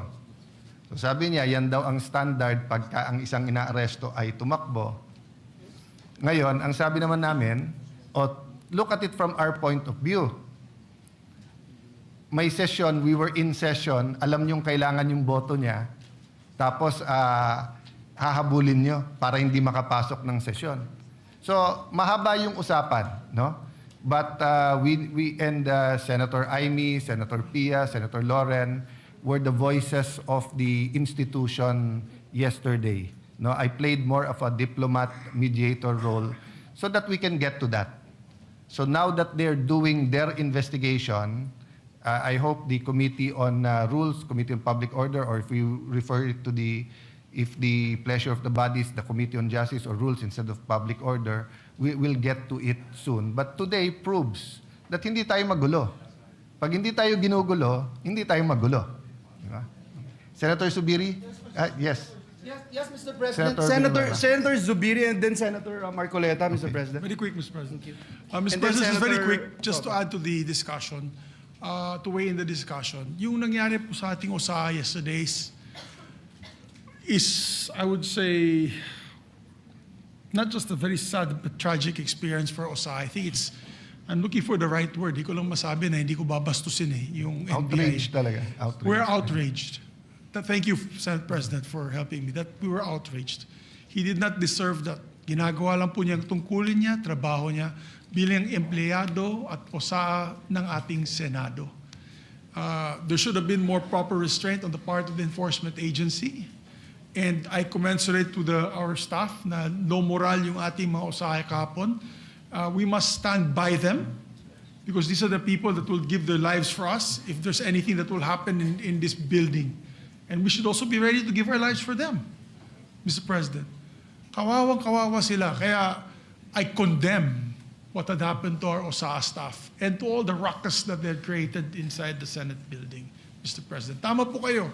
There's always been decorum when these things have happened. It's happened before. We were together when Senator Laila de Lima was arrested here in the Senate. There was, but they served the warrant here initially, and she had asked if she could be served in her home, so she could go home and greet her children and say goodbye to her children. So there's a proper decorum, Mr. President. Former Senate President, that's exactly what I said. You could have allowed him in the session hall, then informed either the Senate President, the OSAA, or the Secretary of the Senate that there's an arrest warrant. We could have suspended or discussed with you. But instead, you wanted to nab him right before entering. No? So there was much discussion on that. But thank you for your expression. We want to tell the staff, those that are here today, that we are with them 1,000%. We are with you 1,000%. And if that had happened, that I was around, makipagsuntukan din ako sa kanila, bahala na. Di ba? So, ang akin lang is, Mr. President, may I move, with the permission of the body, that the Senate shoulders medical expenses, Mr. President. Kasi may, na hospital siya, Mr. President. Yes. Mr. President, Thank you, Mr. President. if I may, with the indulgence of the good Senator former Legarda, Senate President Miggs, yes. It was with Senator Pia Cayetano that we went to the clinic yesterday and we saw Terence Lim, the OSA. I will not give the details on which hospital, but he was being checked by our medical doctor. And because there was supposedly a hematoma and we saw his physical condition, so we asked for an ambulance, Senator Pia and I, and he is in a private hospital now.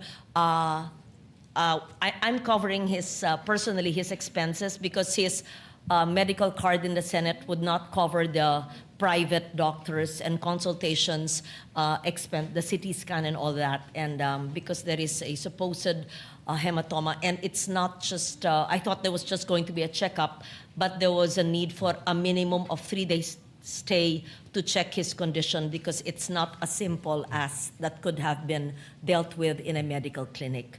All I can say was we were shocked. Senator Pia would probably be able to explain this. I could not explain how that actually could happen at the gates of the Senate. It's something you see in the movies. It's shocking. when Senator Subidi said baka makipagsuntukan siya, I don't think you meant that literally. You meant it figuratively to show your outrage, to show, yes, no, I would like to, because we're not supposed, dapat hindi nagsusuntukan dito, di ba? Pero when I asked also the other OSA this morning, why did you not come to his rescue? Because the video that Senator Pia showed me was Terence Lim on the ground being mauled by big, burly men and people watching him. So I asked, ba't hindi niyo tunulungan? I cannot give it the details for a fact. The spot report will explain why. They told me what happened. I cannot put it on record unless I have first-hand knowledge. But it shocked me when the OSA gave me the information today. I don't want to say it because I don't have first-hand knowledge. The spot report will explain. All I can say is that on the humanitarian side, we brought him through ambulance. And my staff, I thank her, I have a caregiver, nurse ba siya, yung isang staff na pinasamahan ko hanggang midnight magkasama hanggang dumating yung asawa. And then maybe Senator Pia can explain that further. Thank you, Mr. President. Mr. President. Former Senate President Soto. Thank you. Mr. President, may I be allowed to lay to rest this particular issue as far as I'm concerned? Because I have been mentioned in media by members of the Senate that as Senate President daw, pinayagan ko daw yung word na ginamit is pinayagan ko daw yung NBI na pumasok dito. May sinasabi nagpakain pa, yung mga ganon. Let the records, speak for itself. Ito muna sa akin, Mr. President. Early in the morning, an NBI representative came to see me and told me they have a warrant of arrest for Senator De La Rosa. I said, simply, I said, coordinate with OSA. As simple as that. Why? I didn't realize that he was coming. I didn't know that he was going to be there in the afternoon. I just thought it was a simple information given the Senate President that a member of the Senate was being issued a warrant of arrest. It was simple as that. Yeah. Kaya, hindi pa pwede, little did I know that, Senator De La Rosa, after 7 months of not being here, will suddenly come. Kaya, ganun kasimple lang yung sinabi ko. Coordinate with the OSA. So, put that to rest. Baka ang iniisip kasi, ang narinig ko, sa intindi ko, pati ang tanong ng media sa akin, pinayagan ko lang lahat yan nangyari na yan. Kung saan sinasabi ganun eh. If I had known that he was coming, if you informed me that he was coming, I would have had a different perspective. Like what happened with the CIDG when they issued a subpoena to Senator De La Rosa's office. Simple. Walang issue, walang problema. Pinadala lang. Ganun lang sana, Mr. President. I would not be remiss of anything. And definitely, I will not be guilty of obstruction of justice. Like, for example, in the case of Senator Trillanes, I was majority leader. And when he was holed up in his office for, I think, about 1, 2 days, 3 days. But when he was issued and he was showed the warrant of arrest, sumama siya. Binasahan siya ron mismo sa opisina niya eh. In the case of Senator De Lima, when the warrant of arrest came and she was here, ang pinakiusap lang niya, doon sa bahay siya arestuhin para kumahanda siya ng damit at makapagpaalam. Ganun lang eh. Dito naman sa Senate, alam naman natin yan. Oh, by the way, when I said coordinate with this OSA, they know the rules. Yung pa ang binanggit ko. Exact wording ko yun, Mr. President. For the record, so that we can put this to rest already. Makapagtrabaho na tayo, saan na pupunta usapan. Yeah, for clarity, former Senate President, one, I asking for a report, but I remember Senator De Lima stayed in her room for a few days before that. No, so the way that they're saying that surrendered right away is she was allowed to exhaust remedy. Now, Senator Pia, Senator Loren, Senator Aimee, and Mark Villar were in the room with me, it was the NBI director who said, pinayagan kami ni Senator Soto, alam niya nga arestuhin namin. Kami ba iikot sa loob at mapapasok ba namin lahat ng tao? So I corrected him. I said, kung pinayagan man kayo, they're my witnesses, I'm just Senate President.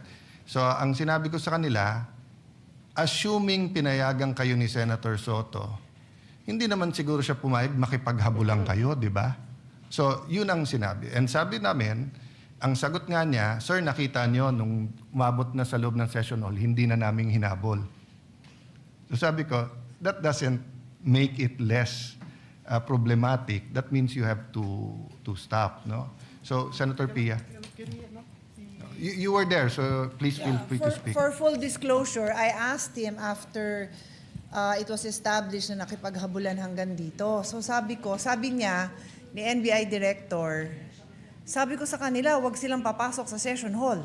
Sabi ko, so ang instructions nyo is hanggang lang makapasok, hanggang dun lang sa pinto bago mag-session hall, hahabulin nyo? And then, medyo hindi niya na sinagot yun. So, that's what is the logical conclusion na hanggang tumungtong sa session hall, habulin nyo, gawin nyo, because I asked, what is your objective?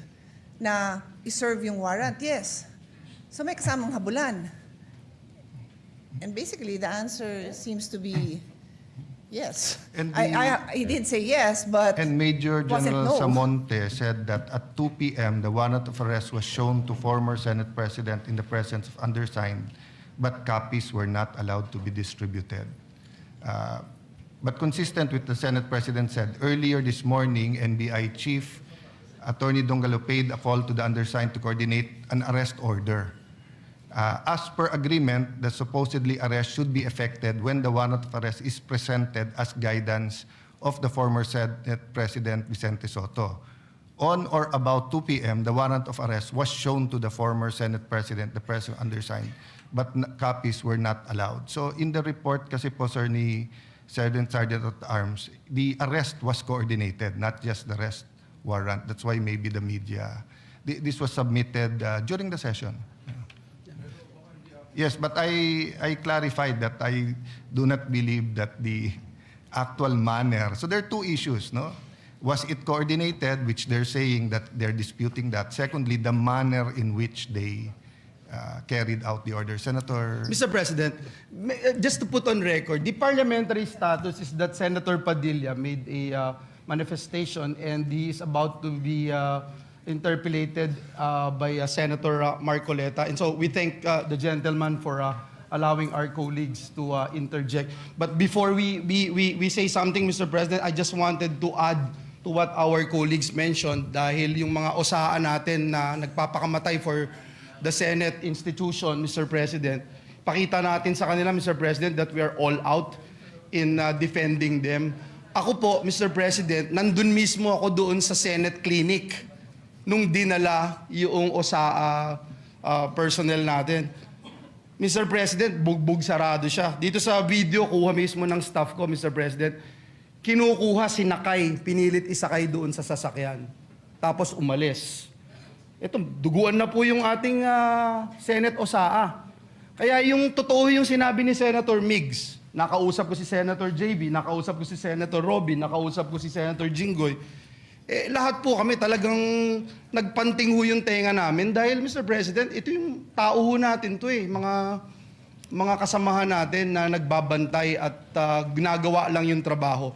Yun pong individual na ito, Mr. President, kakaisang buwan pa lang po niya dito sa Senado. Kakatapos lang ng training niya to be part of OSA. And yet, Mr. President, ito yung naranasan po niya sa Senate premises, Mr. President. Kaya hindi lang po yung medical treatment ang aming hinihiling, Mr. President, pati ho legal, Mr. President, ibigay natin what we can do. Because, Mr. President, kung walang magpa-file ng kaso sa mga ito, ako mismo magli-lead to file cases against these people, Mr. President. Thank you, Mr. President, and may we now recognize Senator Rodante Marcoleta for his interpellation. Thank you, Mr. President. Thank you. May I just state, Senator Padilla, so all of this is preliminary. an investigation is going on administratively, but yun nga, I urge the Committee on Rules to take charge so that we can get all of the facts, because apparently, even with just 24 senators, history repeats itself. Di ba? I mean, there's been several senators arrested, attempted to be done here, and that's historical. Even during the first parliament, ginagawa ng mga hari reyna yan, hinaharas minsan, or minsan legitimate. So anyway, thank you for bringing it up, and you have the floor, Senator Padilla. Ginoong Pangulo, gusto ko lamang pong ibalita sa ating mga kasama na naging maganda po ang responde ng Commission on Human Rights, sapagkat kaninang umaga po nakipagpulong sila sa atin at nakipagpulong po sila sa USAA at kay Senator Bato de la Rosa patungkol po sa nangyari na karahasan at pang-aabuso sa karapatang pantao ng ating mga kasama dito sa Senado. Pangalawa, gusto ko lamang din pong iparating sa ating mga taong bayan na magkakaiba po ang kaso ni Senator Trillanes at Senator De Lima sa kaso po ni Senator Bato. Dahil si Senator Bato, ang warrant po niya ay hindi galing sa Pilipinas. Ang warrant po niyan ay galing sa ibang bansa, sa isang dayuhang korte. Ito po ay malayo doon sa usapin na sila ang kustodiya po ni Senator De Lima at ni Senator Trillanes dito lang sa Pilipinas. Ito pong mangyayari kay Senator Bato ay dadalhin po sa ibang bansa. Medyo yun po pag-isipan nating mabuti. Dapat bang mangyari muli ang nangyari kay dating Pangulong Rodrigo Roa Duterte? Dapat bang mangyari pa yan muli sa isang Pilipino? Yun lamang po, sana alam natin ang pagkakaiba ng warrant galing sa Pilipinas at warrant sa isang korte lang ng ibang bansa. Yun po, maraming salamat po. Point of order, Mr. President. Point of order, Mr. We were going to recognize Senator Marcoleta, but this is a point of order, Yes. so we recognize Yes, Senator Mr. Pangilinan. President, my understanding is this matter was already referred to the Committee on Rules. And any on all such manifestations should have been referred to the Committee on Rules. Senator Pangilinan, Senator Lacson gave several privileged speech, even if the matter was already referred to the committee report. I So, understand, Mr. as a matter of tradition, I understand, Mr. we allow that. Ginoong Pangulo, nilabas yung warrant of arrest kagabi lang, tapos na tayo dito. Yeah. I Yes, that's why understand. this. Na sinabi po na yung warrant of arrest ay tunay. I understand, Mr. President, and therefore I'm appealing that perhaps this matter should be tackled in the committee rather than in this in plenary, so that we can address other concerns, Mr. President. The appeal- And the for the appeal- record, Paano natin pag-uusapan yung ibang... And for the record, Mr. President, I still have the floor. And for the record, Mr. President, we voted against resolution number 44. So to say that we have this resolution, yes, but there are senators who voted against it. And therefore, it is not necessarily our agreement with the points being raised by the good senator from Camarines Norte. For the record, Senator Padilla did mention a while ago that he doesn't take it against, and he acknowledges that some senators voted against it, and it's on the record. Having said that, the appeal is noted, but I just like to mention that we usually give each other leeway depending on the importance of the matter, and the threat to Senator Bato is live.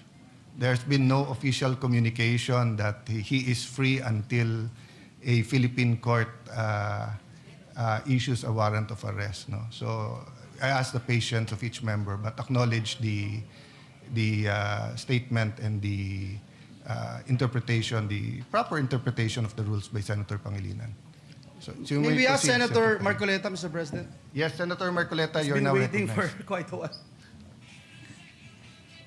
Salamat po, Mr. President. Kahapon pa po ako naghihintay. Ang dami na po kasing nagsalita. Sana po kung sino naman yung nauna na nagsabi, pakiunan nyo naman po. Sa akin lang po, nagpo-point of order po tayo, pero tayo rin naman po nagbabiolate ng ating patakaran. Nangyari po kasi yung nangyari kahapon, Mr. President, sa unang kasaysayan, sa kasaysayan ng institusyong ito. Nakita ko po, Mr. President, kung paano ginawa ng mga NBI yung ating pasukan. Gumawa po sila ng checkpoint. Sa akin pong palagay, magmula po nung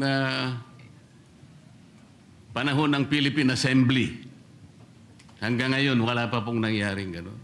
Dahil po sa respeto sa tatlong dakilang nagkakahating bahagi ng ating pamahalaan, ang executive, legislative, at saka yung judiciary.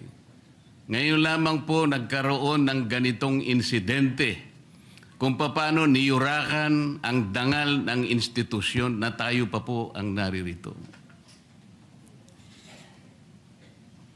Mr. President, gusto ko po sanang magtanong ng ilang mga bagay sa ating kasama, sa kanyang mga tinuran na pangyayari, kaugnay po ng tangkang paghuli kay Senator Bato. Ginoong Pangulo, mas maganda pong makatanggap tayo ng mga katanungan sa ating kasamang kahapon pa nag-aantay.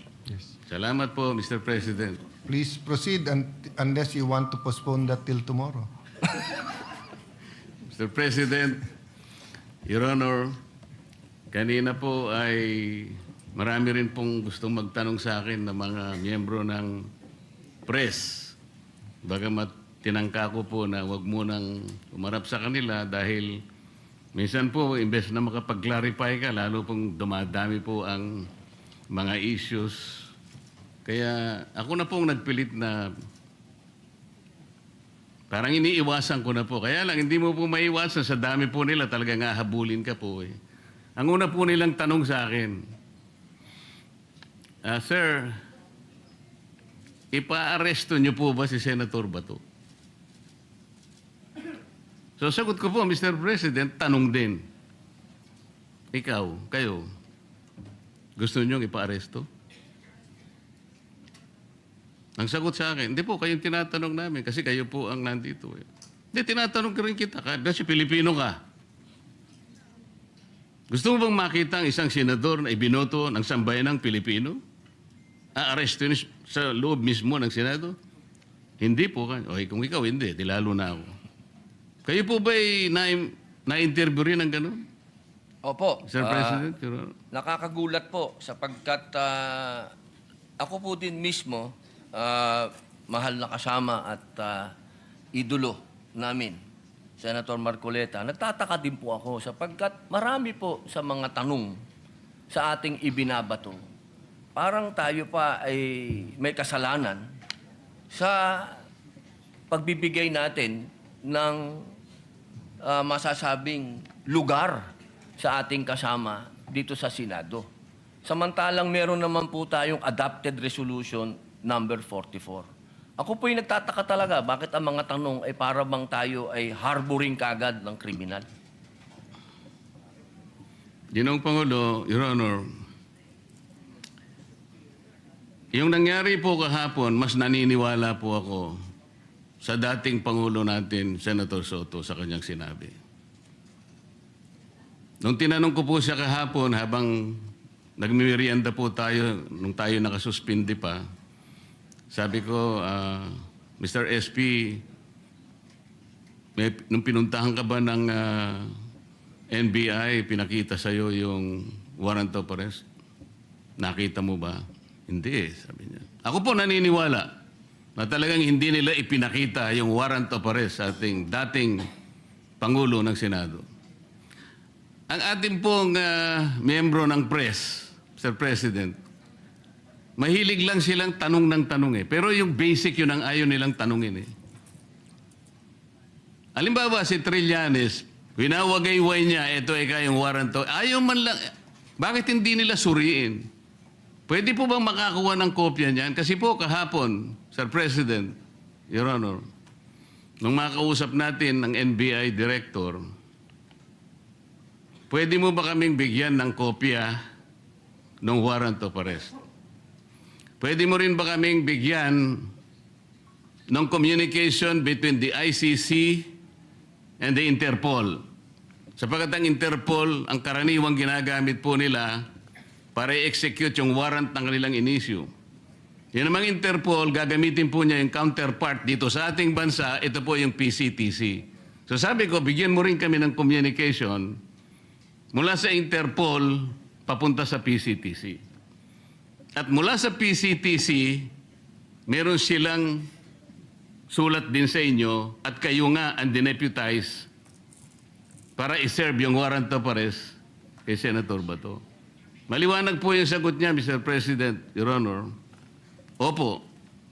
Gusto ko po sanang itanong, Mr. President, kung nag-comply na yung NBI Director na yung ating hinihingi ng mga communications para mapagtibay natin kung talagang meron ngang in-issue, kung totoo nga po na merong warrant of arrest at hindi lang ginawa sa claro em recto, para po lahat ay guided. Yes. Naibigay na po ba? So number one, Senator Marcoleta, I apologize to you. You were present and in fact, you made very good points to the NBI Director. Number two, tama po kayo. He promised to officially communicate the warrant and I told him he is welcome to serve the warrant. The issue is the actual arrest. So I asked my staff as to my office, wala. To our secretariat, may na-receive ba tayo from the NBI? Wala pa. So, Yeah, wala pa. Mr. President, Your Honor, doon lamang po sa simpleng requirement natin dahil nung gabing yun, ang sabi niya, hindi lang niya dala, nasa sasakyan niya. So hindi na natin siya pinilit dahil yung sasakyan niya nasa labas. Pero, Mr. President, Your Honor, alas 5 na po eh. Yung po bang mga requirements na yun, simpleng-simple po para matukoy lang natin kung talagang merong warrant of arrest. Bakit hindi po hanggang ngayon ay naibibigay ng NBI na sila pala, allegedly, ang dineputize ng kung sino-sino na iserve ang warrant of arrest sa ating kasama? Bakit po? O baka nga po wala eh. Ito yung pinaka-problema. Ang dami pong kumakalat na issue sa labas, tinatago raw natin, meron pa pong nagsabi, kung sino-sino, na yung pagkup-kup daw po natin, yung ginamit natin, yung inadapt nating resolution number 44, sabi ni Trillanes, obstruction of justice. Yan po yung mga pinagsasasabi nila. Your Honor, alam niyo po ba yung statement ng Permanent Mission of the Republic of the Philippines sa United Nations noong 79th session of the UN General Assembly? Ba, napakaganda po yan. Mas maganda po, basahin niyo po sa amin. Kasi hindi mo pa alam, di ba? Opo. Salamat po, Mr. President. Ito po kasi may kaugnayan sa pinag-uusapan natin eh. Ito pong 79th session of the UN General Assembly ay may kinalaman po sa pagde-define ng scope and application of the principle of universal jurisdiction. Ito po yung naganap, Mr. President, on October 16, 2024. Kasi po, bilang tayo po ay permanent member ng United Nations, tinanong po nila yung ating posisyon. Paano ang pagkakaintindi mo sa principle kanya and application of universal jurisdiction? Ang sabi po ng Pilipinas, Mr. President, Your Honor, kami po sabi niya the general rule is that jurisdiction is territorial. Universal jurisdiction is an exception grounded on the need to preserve international order. Tama naman po yun eh. Ang pinag-uusapan po na, sinight po ng ating gobyerno, Mr. President, yung Section 17 ng Republic Act number 9551. At sinasabi po nila doon, sabi po ng ating permanent mission, Section 17 of RA number 9851 specifically provides for the Philippine jurisdiction over persons, whether military or civilian, suspected or accused of a crime defined and penalized under Republic Act 1951, regardless where the crime is committed. Sa mga tweet, tayo na po ang nagsabi sa United Nations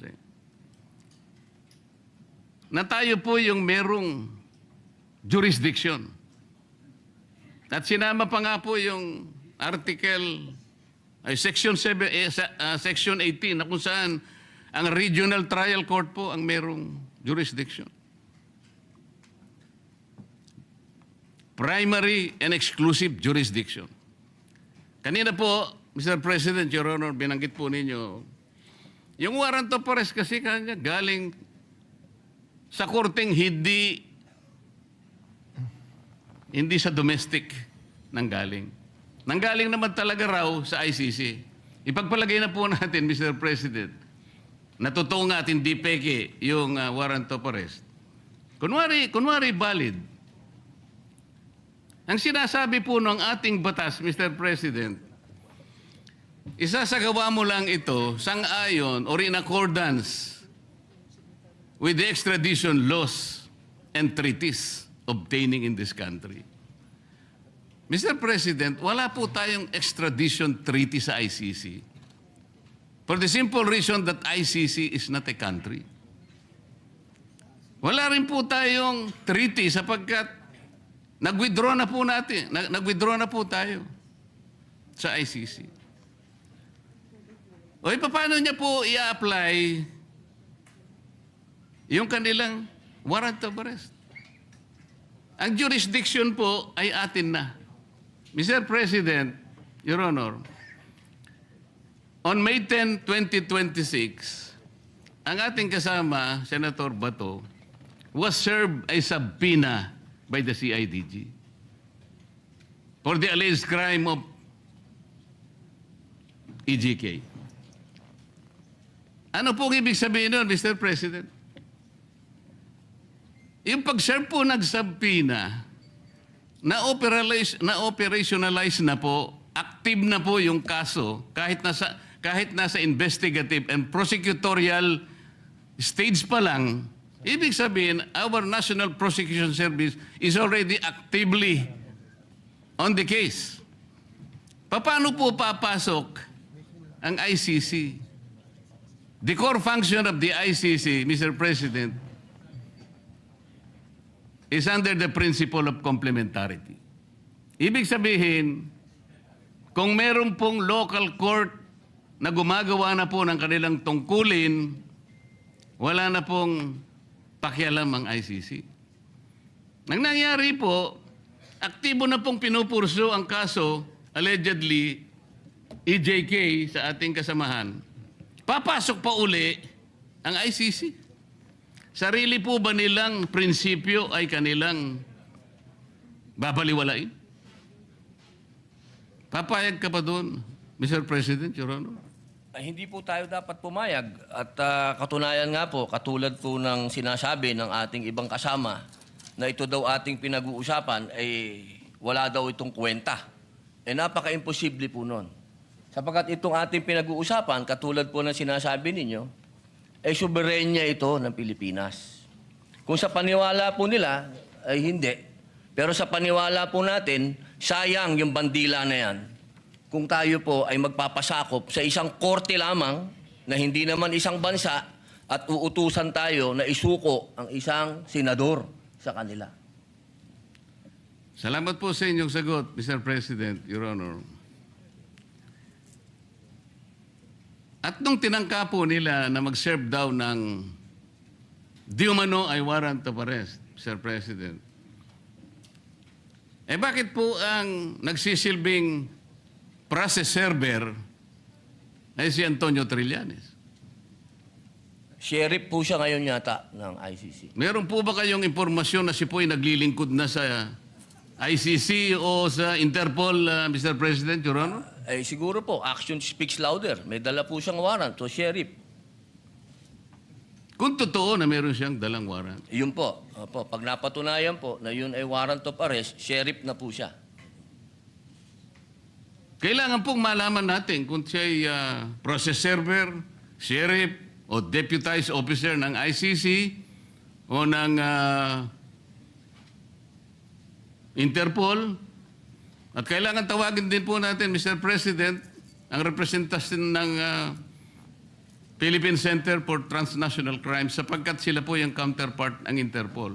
Pagka po binaypass nila yung opisina na yon, maliwanag na maliwanag po, peki po yung warrant of arrest, Mr. President. At peki din po yung nagseserve ng warrant of arrest. Naniniwala po ba kayo? Hanggat hindi po natin nakikita ang kopya na yan, lumalabas po na peki yan. Mr. President, Your Honor, alam niyo po ba yung bilateral immunity agreement sa pagitan ng United States of America at ng ating bansa? Alam ko po yan, nasa Quran po yan. Nasaan po? Nasa Quran po. Ang binabanggit ko po ay ang nasa paragraph 2 ng bilateral immunity agreement. Kaya ko po sinabi nasa Quran dahil ang sabi po sa Quran, kapag yung bagay na hindi mo alam, itanong mo sa nakakaalam. Pakisabi po. Hindi po.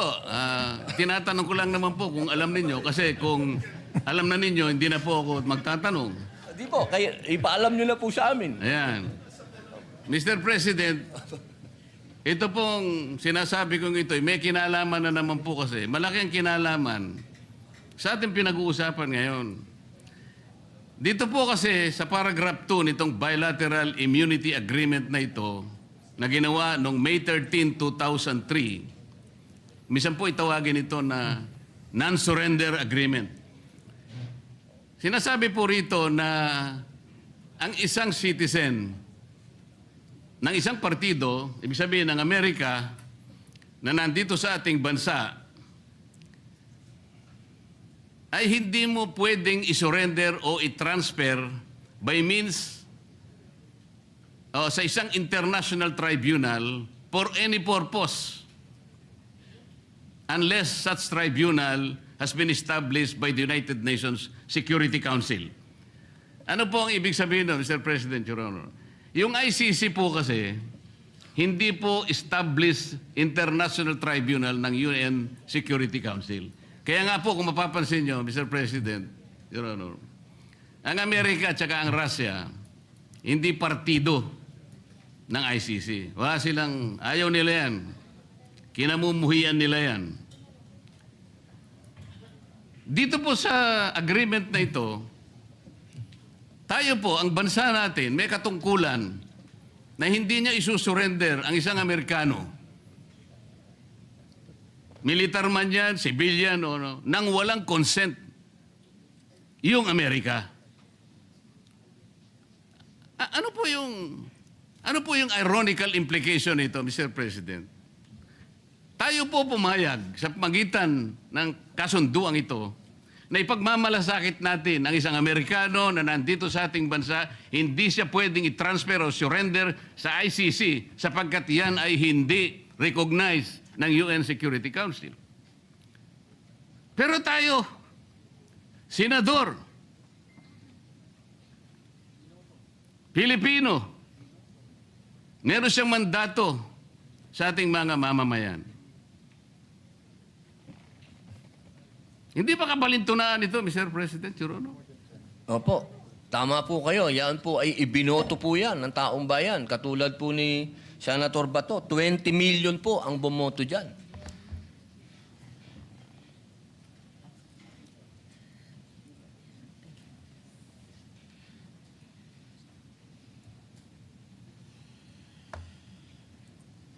Kaya ko lang nang po tinatanong, Mr. President, hindi ko po lubos na maisip, tayo pala kaya nating ipagtanggol ang hindi isang Pilipino, kahit hindi Pilipino, dahil lamang nakipagkasunduan tayo. Pero sarili nating kapwa Pilipino, may mandato sapagkat nagsisilbing senador ng ating bansa. Hindi natin kayang ipagtanggol. Ito po yung irony na napakahirap siguro natanggapin ng bawat isang Pilipino. Tama po kayo eh.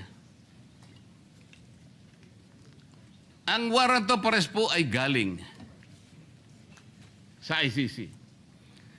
Ang kaso po ni Senator Trillanes ay iba sapagkat ang nag-issue ng warrant of arrest ay sarili nating korte na kailangang igalang. Ganon din po ang warrant of arrest na inisyo kay dating Senador Laila de Lima. Pero ito'y natatangi po eh. Kung totoo po na yun, ay talagang totoong warrant of arrest. At yun ay nakabase sa saligan mismo ng Rome Statute. Bakit hindi muna nila unang basahin, Mr. President, yung Article 59 ng Rome Statute, na kung saan sinasabi ron, yung aarestuhin mong tao, kailangan madaliin mong ilagak sa isang competent judicial authority ng custodial state. Ano ang custodial state? Yung ating bansa. Bakit po kailangan yon? Maski ang ICC, kinikilala niya yun. Dahil meron pong mga prosesong dapat na mapagtibay. Una, kailangan malaman natin kung yung warrant of arrest applicable doon sa tao na yun. Dito lang, sa pinag-uusapan natin, hindi applicable kay Senator Bato. So meron siyang recourse para questionin yung warrant of arrest. Kaya importante na ilagak mo siya sa isang competent judicial authority. Ang isa pang kinakailangan mong maisaalang-alang doon, Mr. President, Your Honor, ay kailangan yung proseso ay naigalang lahat. At lalong-lalo na yung kanyang karapatan ay talagang nasino. Yun po yung inihingi nun eh. At ang isa pa po, meron siyang karapatan na magpetisyon kung sakaling yung custodial state na yon ay i-detain yung naaresto, na magpetisyon ng immediate release or provisional release. Lahat ng ito ay hindi magagawa, Mr. President, Your Honor, kung kikilalanin natin yung warrant of arrest na valid sa ating jurisdiction. Meron po siyang katapat na batas eh. Meron tayong local na batas, RA 9851, na humahatol at nagbibigay parusa sa mga ganun ding mga kasalanan na siya din naman ang nililitis ng ICC. So sa prinsipyo po ng complementarity, Mr. President, maliwanag na maliwanag po na nasa jurisdiction na po ng ating lokal na mga hukuman ang pag-aasunto kung meron ng basihan sa ating kasama. Hindi na dapat kilalanin yung ICC sapagkat ang batayan lang nila ay yung tinatawag na principle of complementarity. Malinaw po na nangunguna po, may primary po jurisdiction ang ating lokal na korte. Exclusive and primary jurisdiction, yun po importante. Ngayon, yung pong mga nagkukunwa na process server, nagkukunwa na sheriff, nagkukunwa kung ano man sila ng ICC, kung bayaran sila o hindi, dapat po tingnan muna nila lahat yung mga bagay na pinag-uusapan natin. Bago nila puntahan ang isang institusyon katulad nito, nahahabulin pa yung isa sa atin. Ang pangyayari po kahapon, uulitin po natin, Mr. President, kailanman po ay hindi nangyari sa kasaysayan ng institusyong ito. Tinanong ko pa nga po kahapon sa ating director ng NBI dahil pinipilit niya. Kaya po nung papunta na, kung makakapasok po si Senator Bato sa session hall, ay wag nyo na siyang tutugisin. Para bang ang parte lamang ng Senado, Mr. President, ay itong session hall. So, nung tinanong ko, bakit po yung parking area namin na kung saan nagsimula ang habulan, at saka yung mga hagdanan ay hindi ba parte ng institusyong ito? Sir, sabi niya, hindi naman po kami magiging ganito kung hindi po kami nakipag-coordinate. Hindi po ako naniniwalang nakipag-coordinate sila ng totohanan.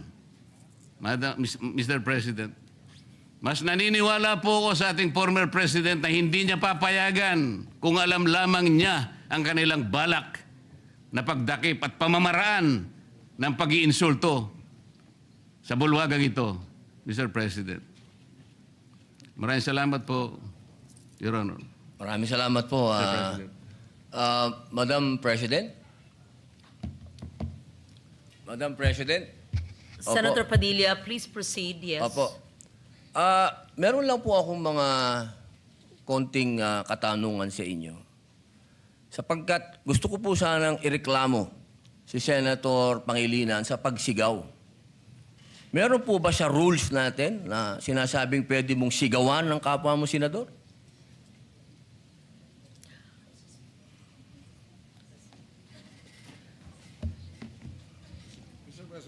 Narinig ko yung malakas na boses ni Senator Kiko Pangilinan. Mis- Alam ko na si Senator Pangilinan ay dating galing sa broadcasting, baka nag-modulate.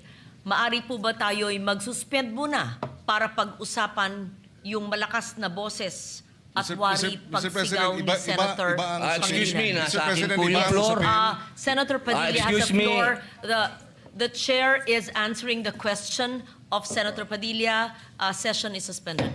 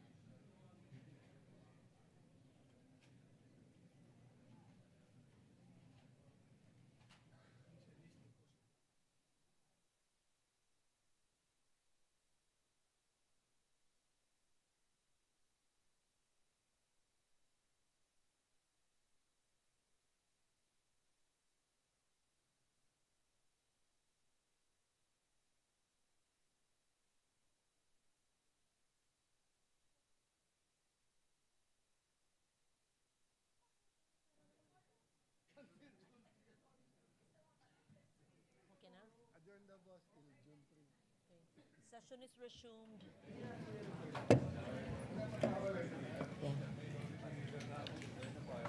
Earlier, Senator Padilla had a floor, but we had discussed it, and we thank Senator Padilla and Senator Pangilinan for understanding each other. In the meantime, we would adjourn session unless there's If any... I may, Madam President. Yes, if Majority I may, Leader. Madam President.